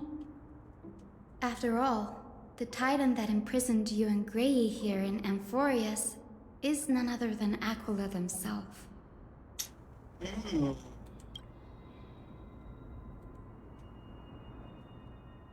But there will always be people who dream of soaring towards the sky. The Grove has a wealth of research on Aquila, and that is exactly what we are here for. It's just... I never thought Grey would meet with something like that before we set off. As a physician, I should have been there by his side.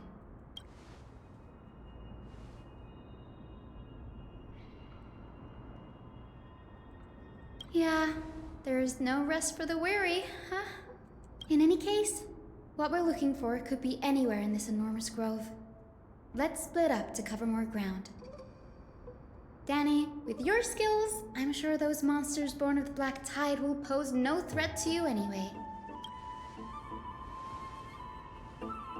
Being able to use Anaxagrius in any combat, that's kind of sad. Have you forgotten that you're talking to the chief physician of the Twilight Courtyard? Have more faith in me. I'll be just fine.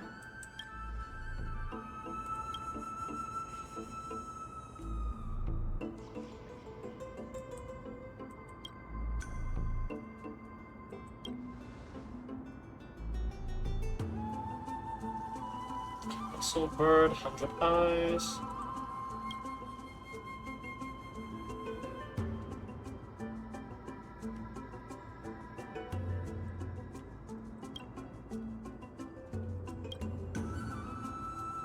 Discussion.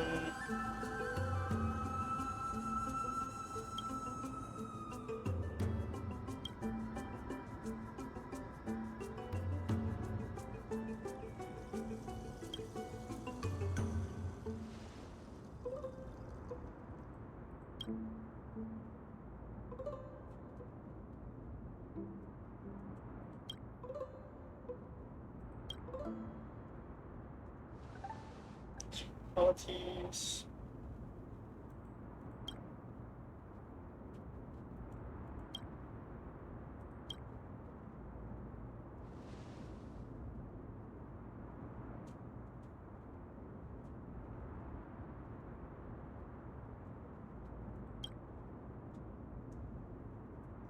Eminators. Oh shit, wait.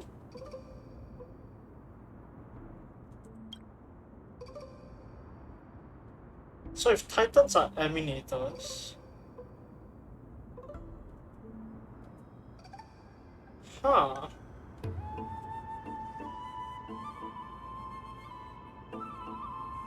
So it's a way to choose Eminators. That would be cool.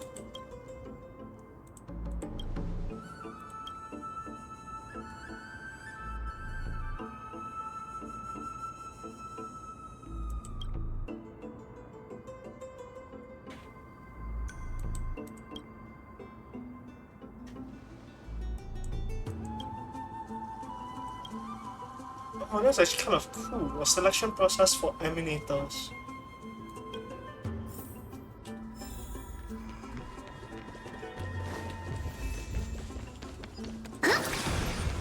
Dunhunt has been added. Wait, what? Story Dunhunt has been added. Nah.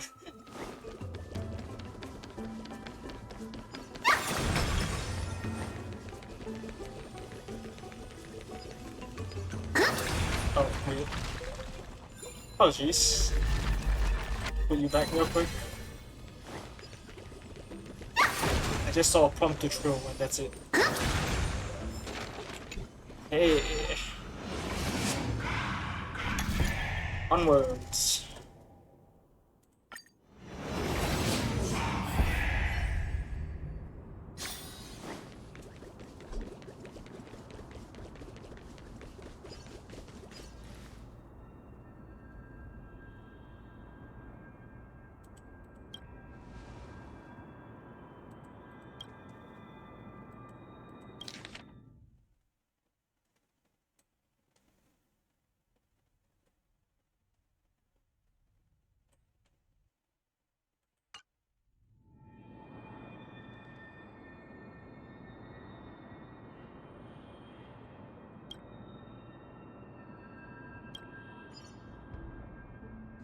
Okay. Janet of Hyacinth. Hyacinth. Oh, would you look at that? Hi, guys.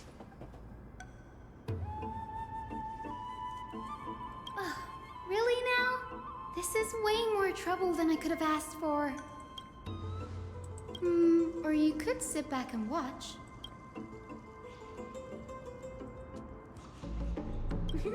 I'm kidding, Danny.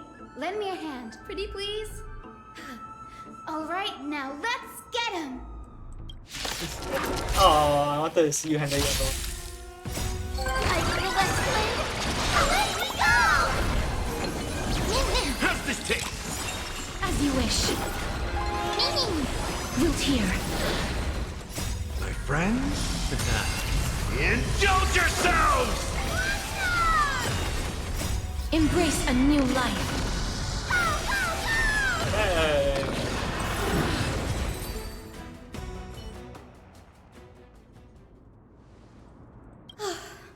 The Black Tide is remarkably quick to detect the light of Amphorius. So or rather, the blessings of the Sky Priest in me, might have unknowingly called them to me. Anyway, never mind that for now. Here, you might want to have a look at this. I found it around. Hey. Oh, the master.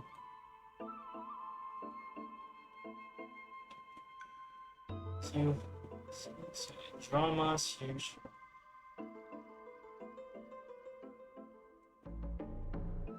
Blasphemer.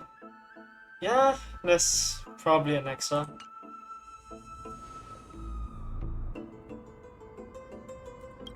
This is new. I didn't know Professor Anaxa was researching the sky.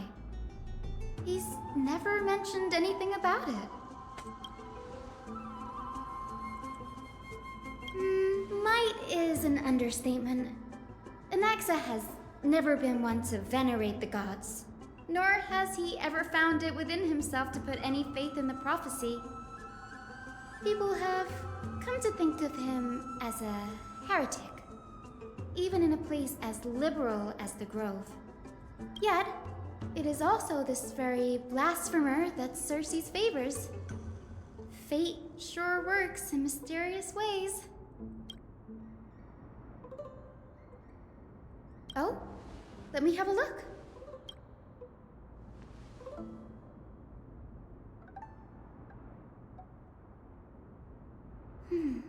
By the looks of them, these scrolls are records of two conversations that took place in the same setting, one after the other.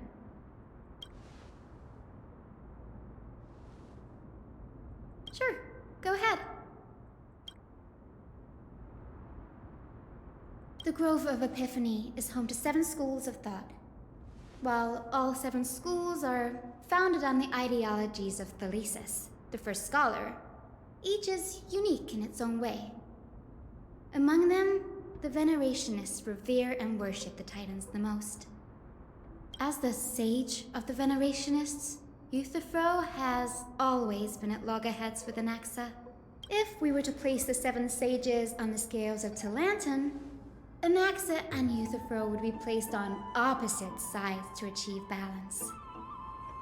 It's extremist, the other one is basically an anarchist.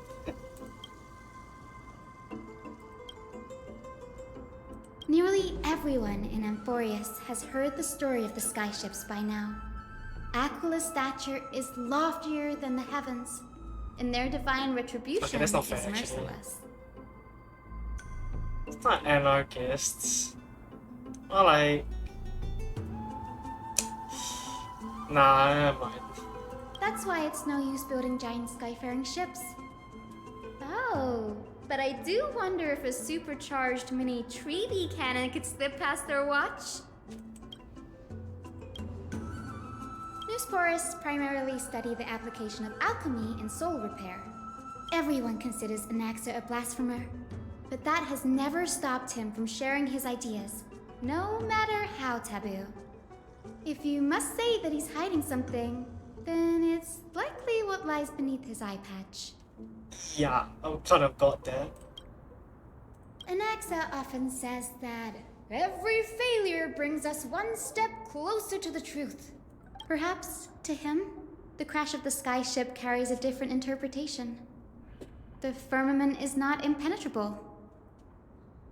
On the contrary, it was precisely because the skyship represented the first step toward breaking free from the shackles of the earth that it provoked the wrath of the Sky Titan and brought divine punishment upon itself. It's a shame that the majority of the Grove's research on Aquila was headed by the Venerationists, with sacrificial rituals making up a predominant part of their findings. Discourse about more esoteric subject matters in relation to Aquila dwindled even further after the skyship incident. So much so that even this scroll is completely new to me. Oh wow.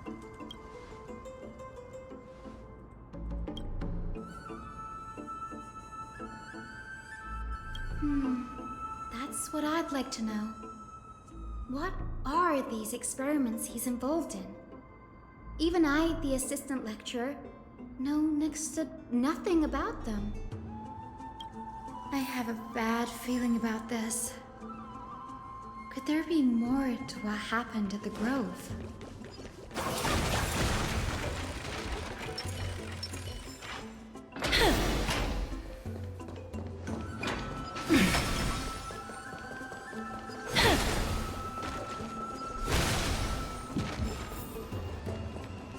This is the Library of Philia, the place where the Grove stores its collection of tomes.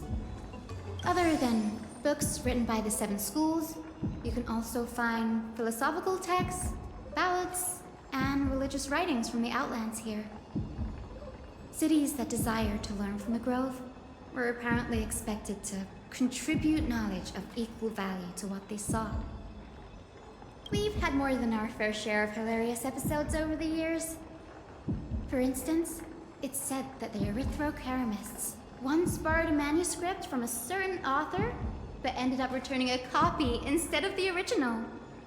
What's more, the original manuscript was supposedly then hidden here. Nice? No need to hold yourself back, Danny. You can just tell it like it is. Their behavior was no different from bandits. Castrum criminals. Whew. You've got me there. Some said you couldn't even find a dictionary in Castrum Kremnos, so I guess they were spared. There are too many books in the Library of Philia. Flipping through them all will take too long. Why don't we use the Biblioslate to search for the texts we need? We can bring them back to Akuma for reading after that.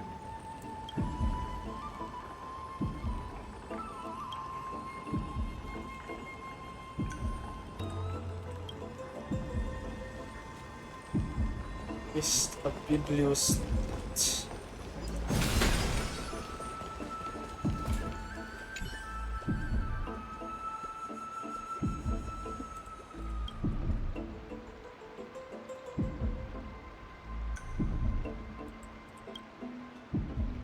Real plants with different growth patterns.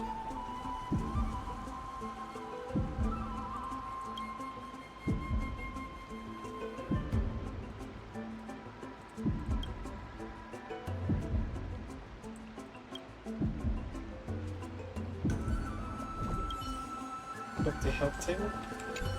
Well then.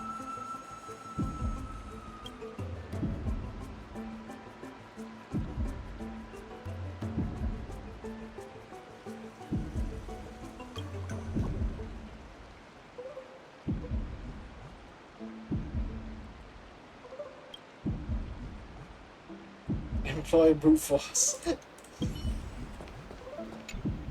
Aha.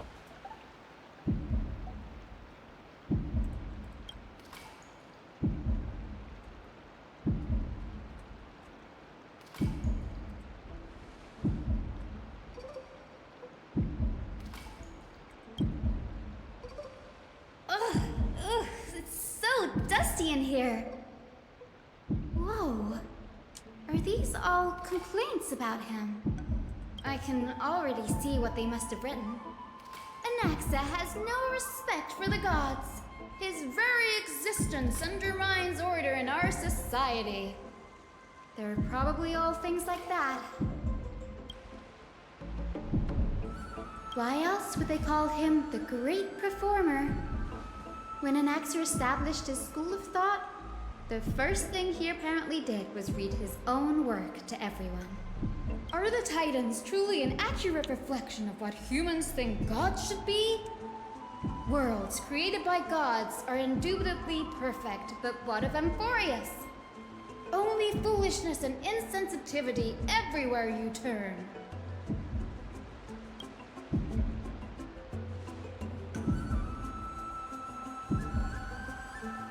They marched him straight to the seat of judgment before he could finish. Though what he took on in the end was more of a debate than an actual trial. He had to address every one of the scholar's allegations, or face expulsion from the Grove. The first allegation was... Do you agree that since the Titans created the heavens and earth, so the mountains, rivers, and seas must likewise be their creations?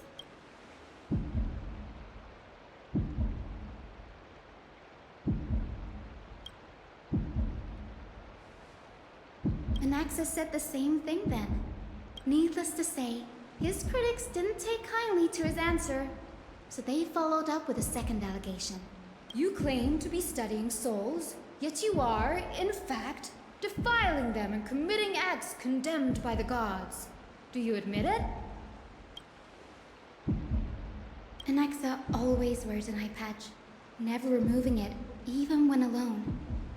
Some say he used one of his eyes as an alchemical ingredient.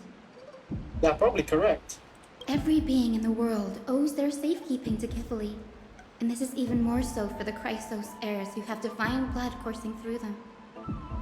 If he has really done something of that nature, then it'd indeed be sacrilegious. Thankfully, they had no way to prove it, so it amounted to nothing more than an allegation in the end.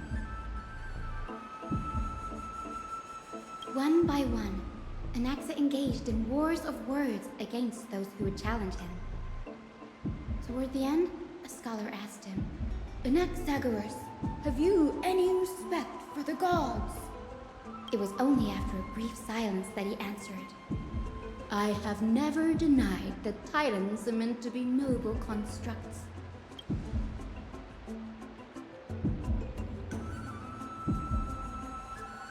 Yes, I'm not sure how that controversy was eventually resolved, but what's for certain at least is that Anaxa was allowed to stay in the Grove where he continued his research, despite being regarded as a heretic.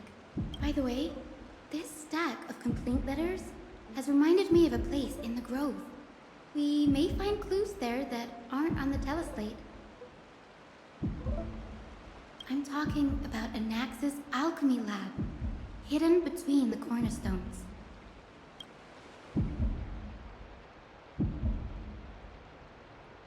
It's a well-kept secret. Among the 7 sages, excluding the nominal chief sage, each has a private sanctuary where they can conduct research undisturbed in their free time. Even the administrators of the Library of Philia are restricted from accessing those places and documenting the sage's research. But with the Grove in this state, I'm sure Anaxa won't be mad even if we sneak into the lab for a short while. Right? How should I...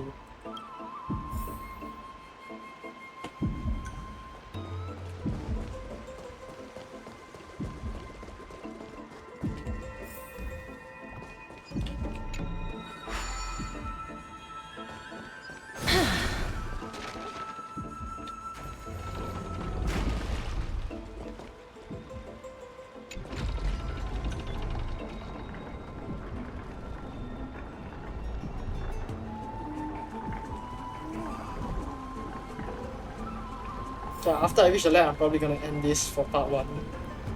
Continue next time for part 2. Let's reach the lab first then.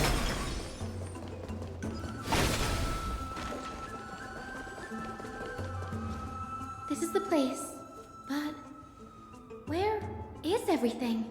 Everything was kept, I guess. Materials for alchemical experiments, matrix diagrams, send the seal to the lab. They're all gone. Did the black tide destroy it all?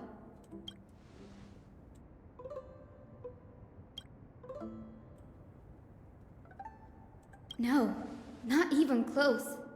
Not only are alchemy experiments high-risk activities, but Professor Anaxa also has a penchant for using bizarre materials. Students often saw him walk in looking bright as rain, but come out covered in soot with his hair singed. Naturally, no one dared to come near this place. Fair enough. Huh? That bookshelf over there seems to be the only thing still intact.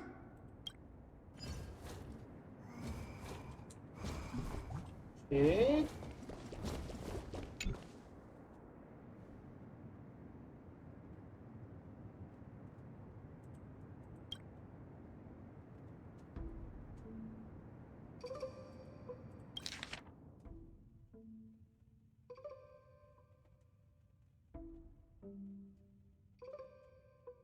Yeah, neither Titan nor Demigod.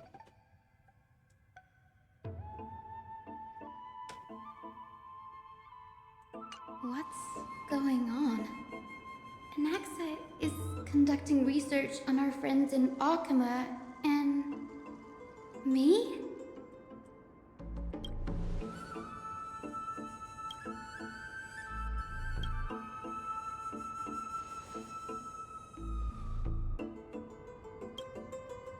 Human source or chemical means.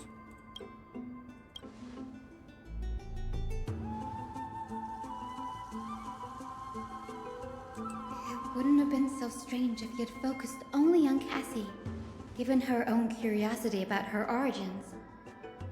Plus, considering that the new sporists have crafted omnipotent medicines capable of curing diseases, it also makes sense that he would conduct research on immortal Chrysos heirs.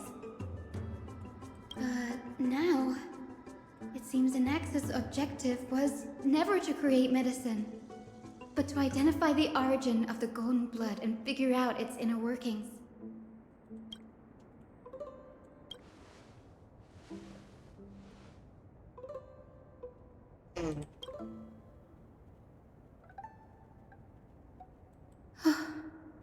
Danny, look at this. I have a bad feeling about this. Incomplete. Creations made by Titans.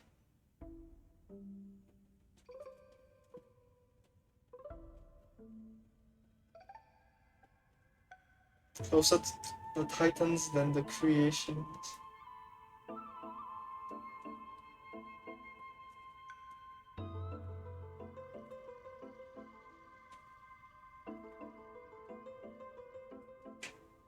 Proof impossible to restrain.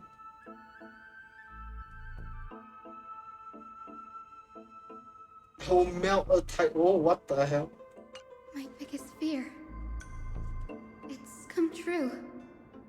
After going through his notes, I think I can piece it all together now. Anaxa was carrying out experiments on soul transmutation. Yes, this is what he was secretly conducting research on. Something he had to keep hidden from others. Compared to his public speeches, this is the real blasphemy. Oh, I just thought of something.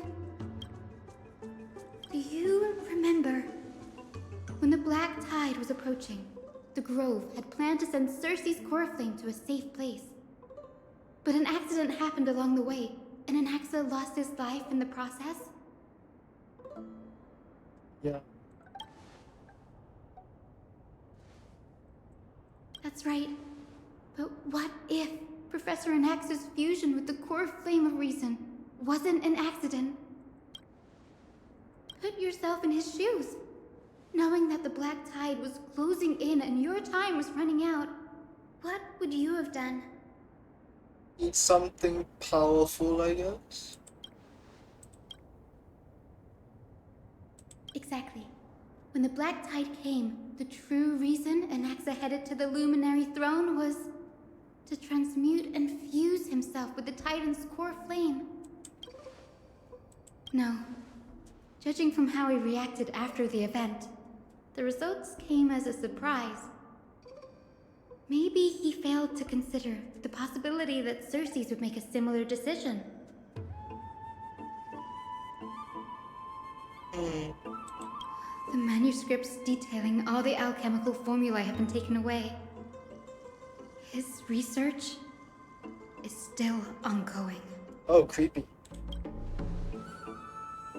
Like, what? There's only one Titan left in the world now. No, let me see Tokido carefully. No. No way.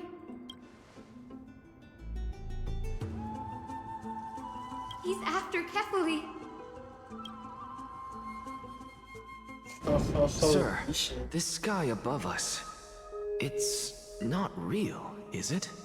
Of course not. This is just an image from a projection device used for educational purposes. A simple trick. The day-night cycle has been lost to this world. So that students like you may still learn about the night sky, astronomers have harnessed the Titan's miraculous power to manipulate the light, projecting the nights of the past here for you. Oh, great. Much like how the sky above the Holy City is also illuminated by Kefali's dawn device. So, the skies of Akama are fake too. You mustn't conclude that, Anaxa. You should know that only a child would expose a trick and be proud of it. Often people know more than they let on. They simply choose to feign ignorance because they have no other choice. Feign ignorance. Then they're just deluding themselves. People believe in Kefali's tale of Genesis, accepting wholesale whatever the priests preach. But we're different. We've already walked out of the firelit cave of ignorance. We have already realized that we live in a world where Titans make the rules. Even when we look at the sky, we're only seeing what they allow us to see.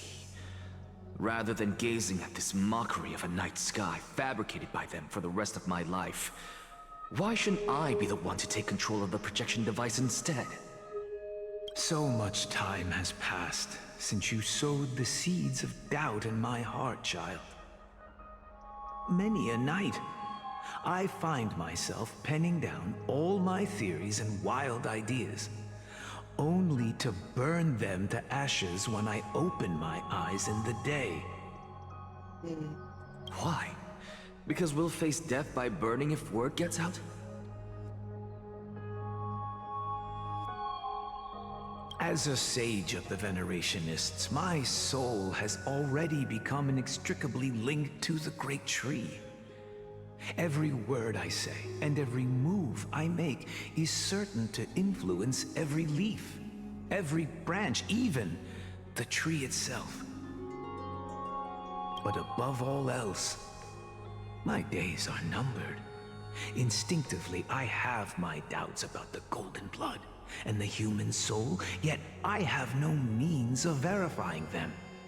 The golden blood in my veins is woefully thin, and I am loath to waste what little time I have left obsessing over a hypothesis that cannot even be proven in the first place.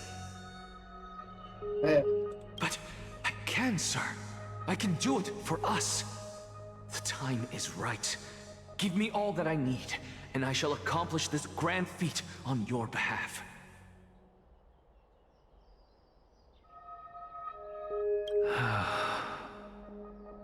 You're right. I shall do just that. In the next meeting of the sages, I will spare no efforts fighting for the rights you deserve.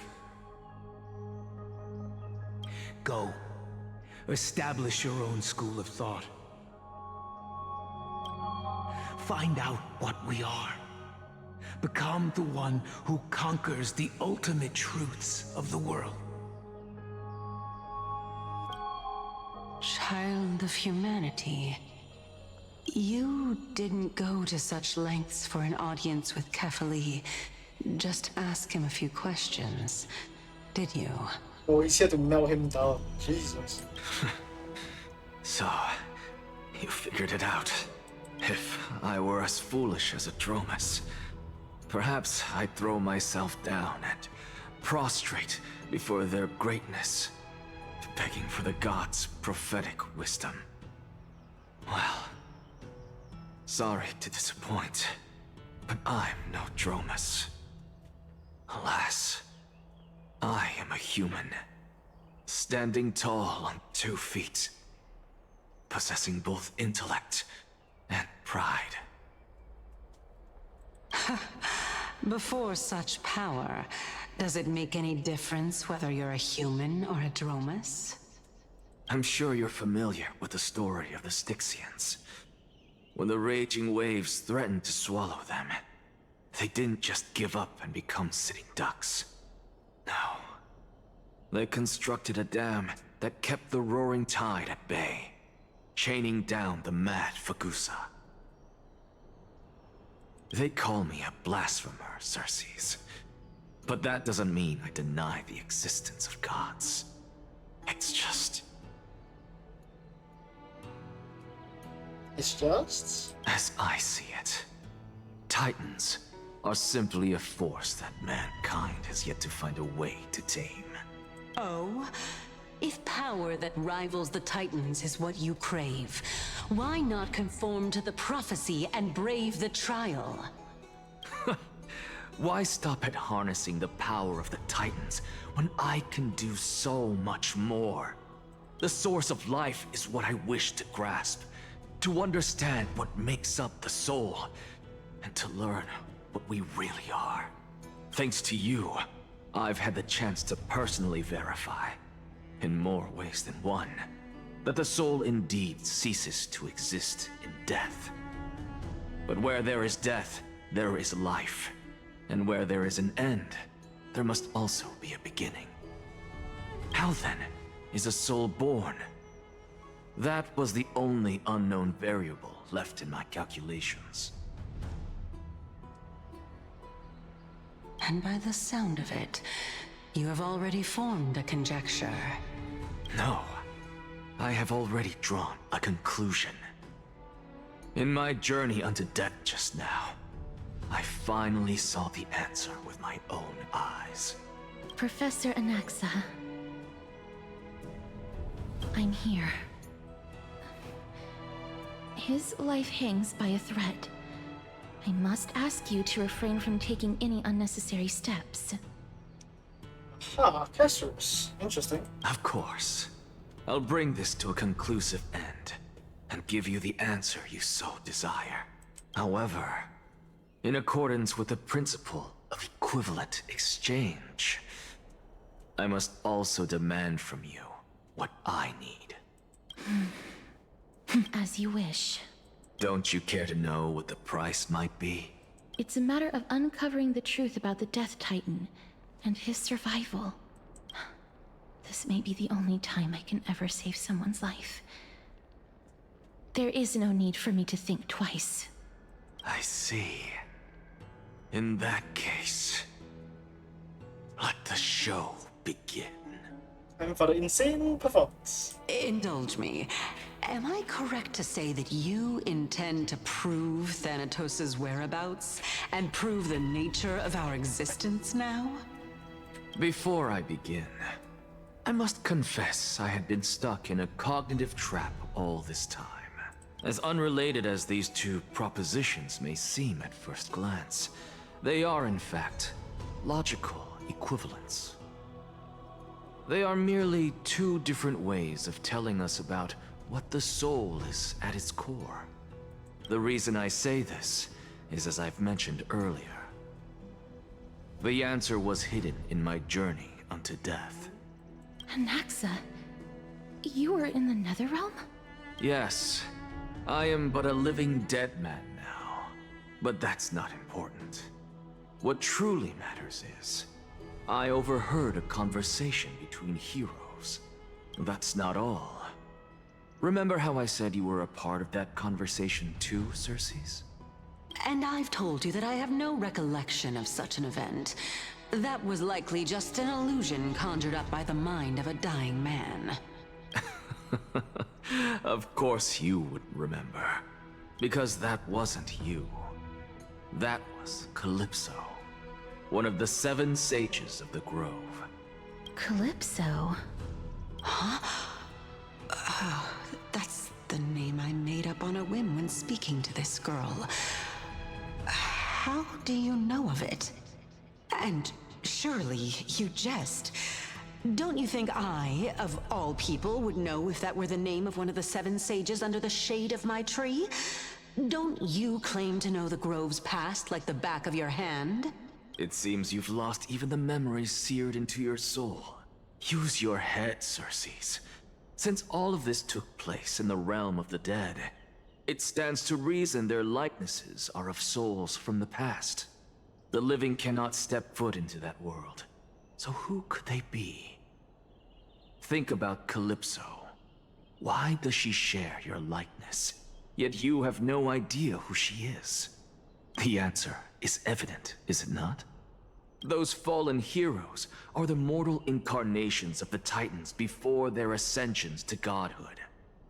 The gods aren't master creators born out of thin air, and they are no different from humans, because they all evolved from one. Knew it! Does this answer disappoint you? Yes, because you've answered nothing.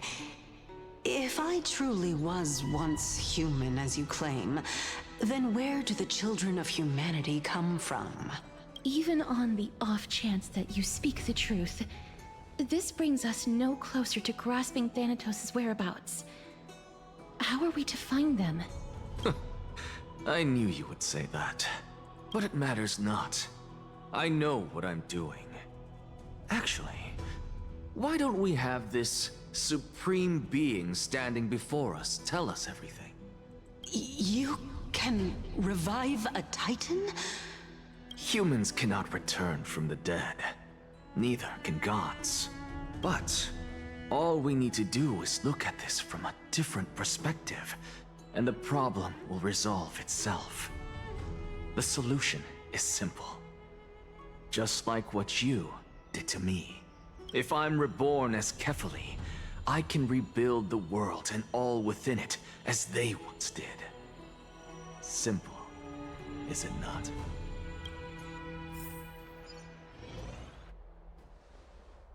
What the hell? I have news from Hyacinth and Danhung. Anaxa might be trying to do something with Kefali's divine body. Kefali? But what could Anaxa want? Is the Council of Elders going to sit around and let such a sacrilegious act unfold? That is not possible. He is indeed the great performer, capable of fooling anyone and everyone with his tricks. I'm sorry. No need for guilt, for this is good news to us. The Council of Elders has found themselves a traitorous ally. Anaxa's ambitious desires will be something we can exploit. What we should be doing now is to keep our eyes peeled for whichever trickery Kynus is up to, and react accordingly to thwart her plans. Being Akima's political center, the Demigod Council holds just as much significance as the Vortex of Genesis. Someday, after my duty is over, this site will take the place of the battlefield where you hunt gods. Become the next challenge you are to overcome. Till then, it's best to get used to this place as soon as possible.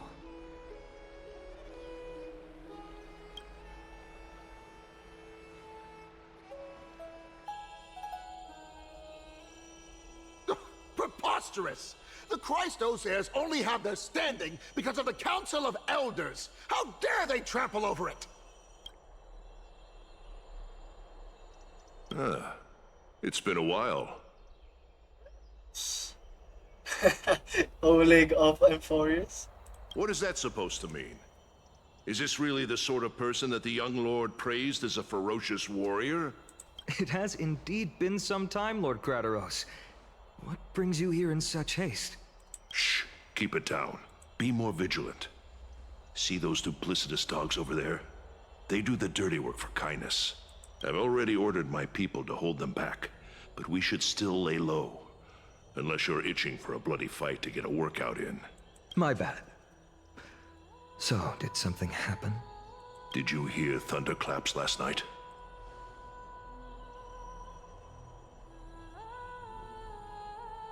It's Acheron. Hacker. What? He's been through a lot lately. Please pardon him. Can you tell us more about these thunderclaps? Thunderclaps are beacon signals of strife. They are a message from the young lord. He threw a spear bearing several words at Akama. Watch out. The Flame Reaver is back. I guessed as much. We didn't actually kill them back at the Kremnos Arena. I figured this is something you would want to know. We Kremnoans never back down from a fight. So if you plan to take that thing down in a battle, reach out to me anytime. You have my gratitude. I will let Aglaya know about this right away. Remind her to be on her toes while you're at it. That vicious kindness has been unusually active lately. Those lackeys she keeps undercover have been going in and out of the city a lot more frequently these days. Some even seem to be getting Kremnoans to defect to the council.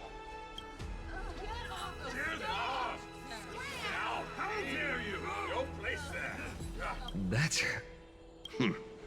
Looks like you can see it for yourself. We should get back. Thank you for the intel, Lord Crateros.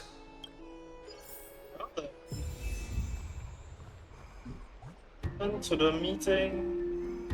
Okay, this is actually a perfect place to end. For now, let's see. Invitation. I might as well collect all of them next time. Okay, for now, I shall end it here.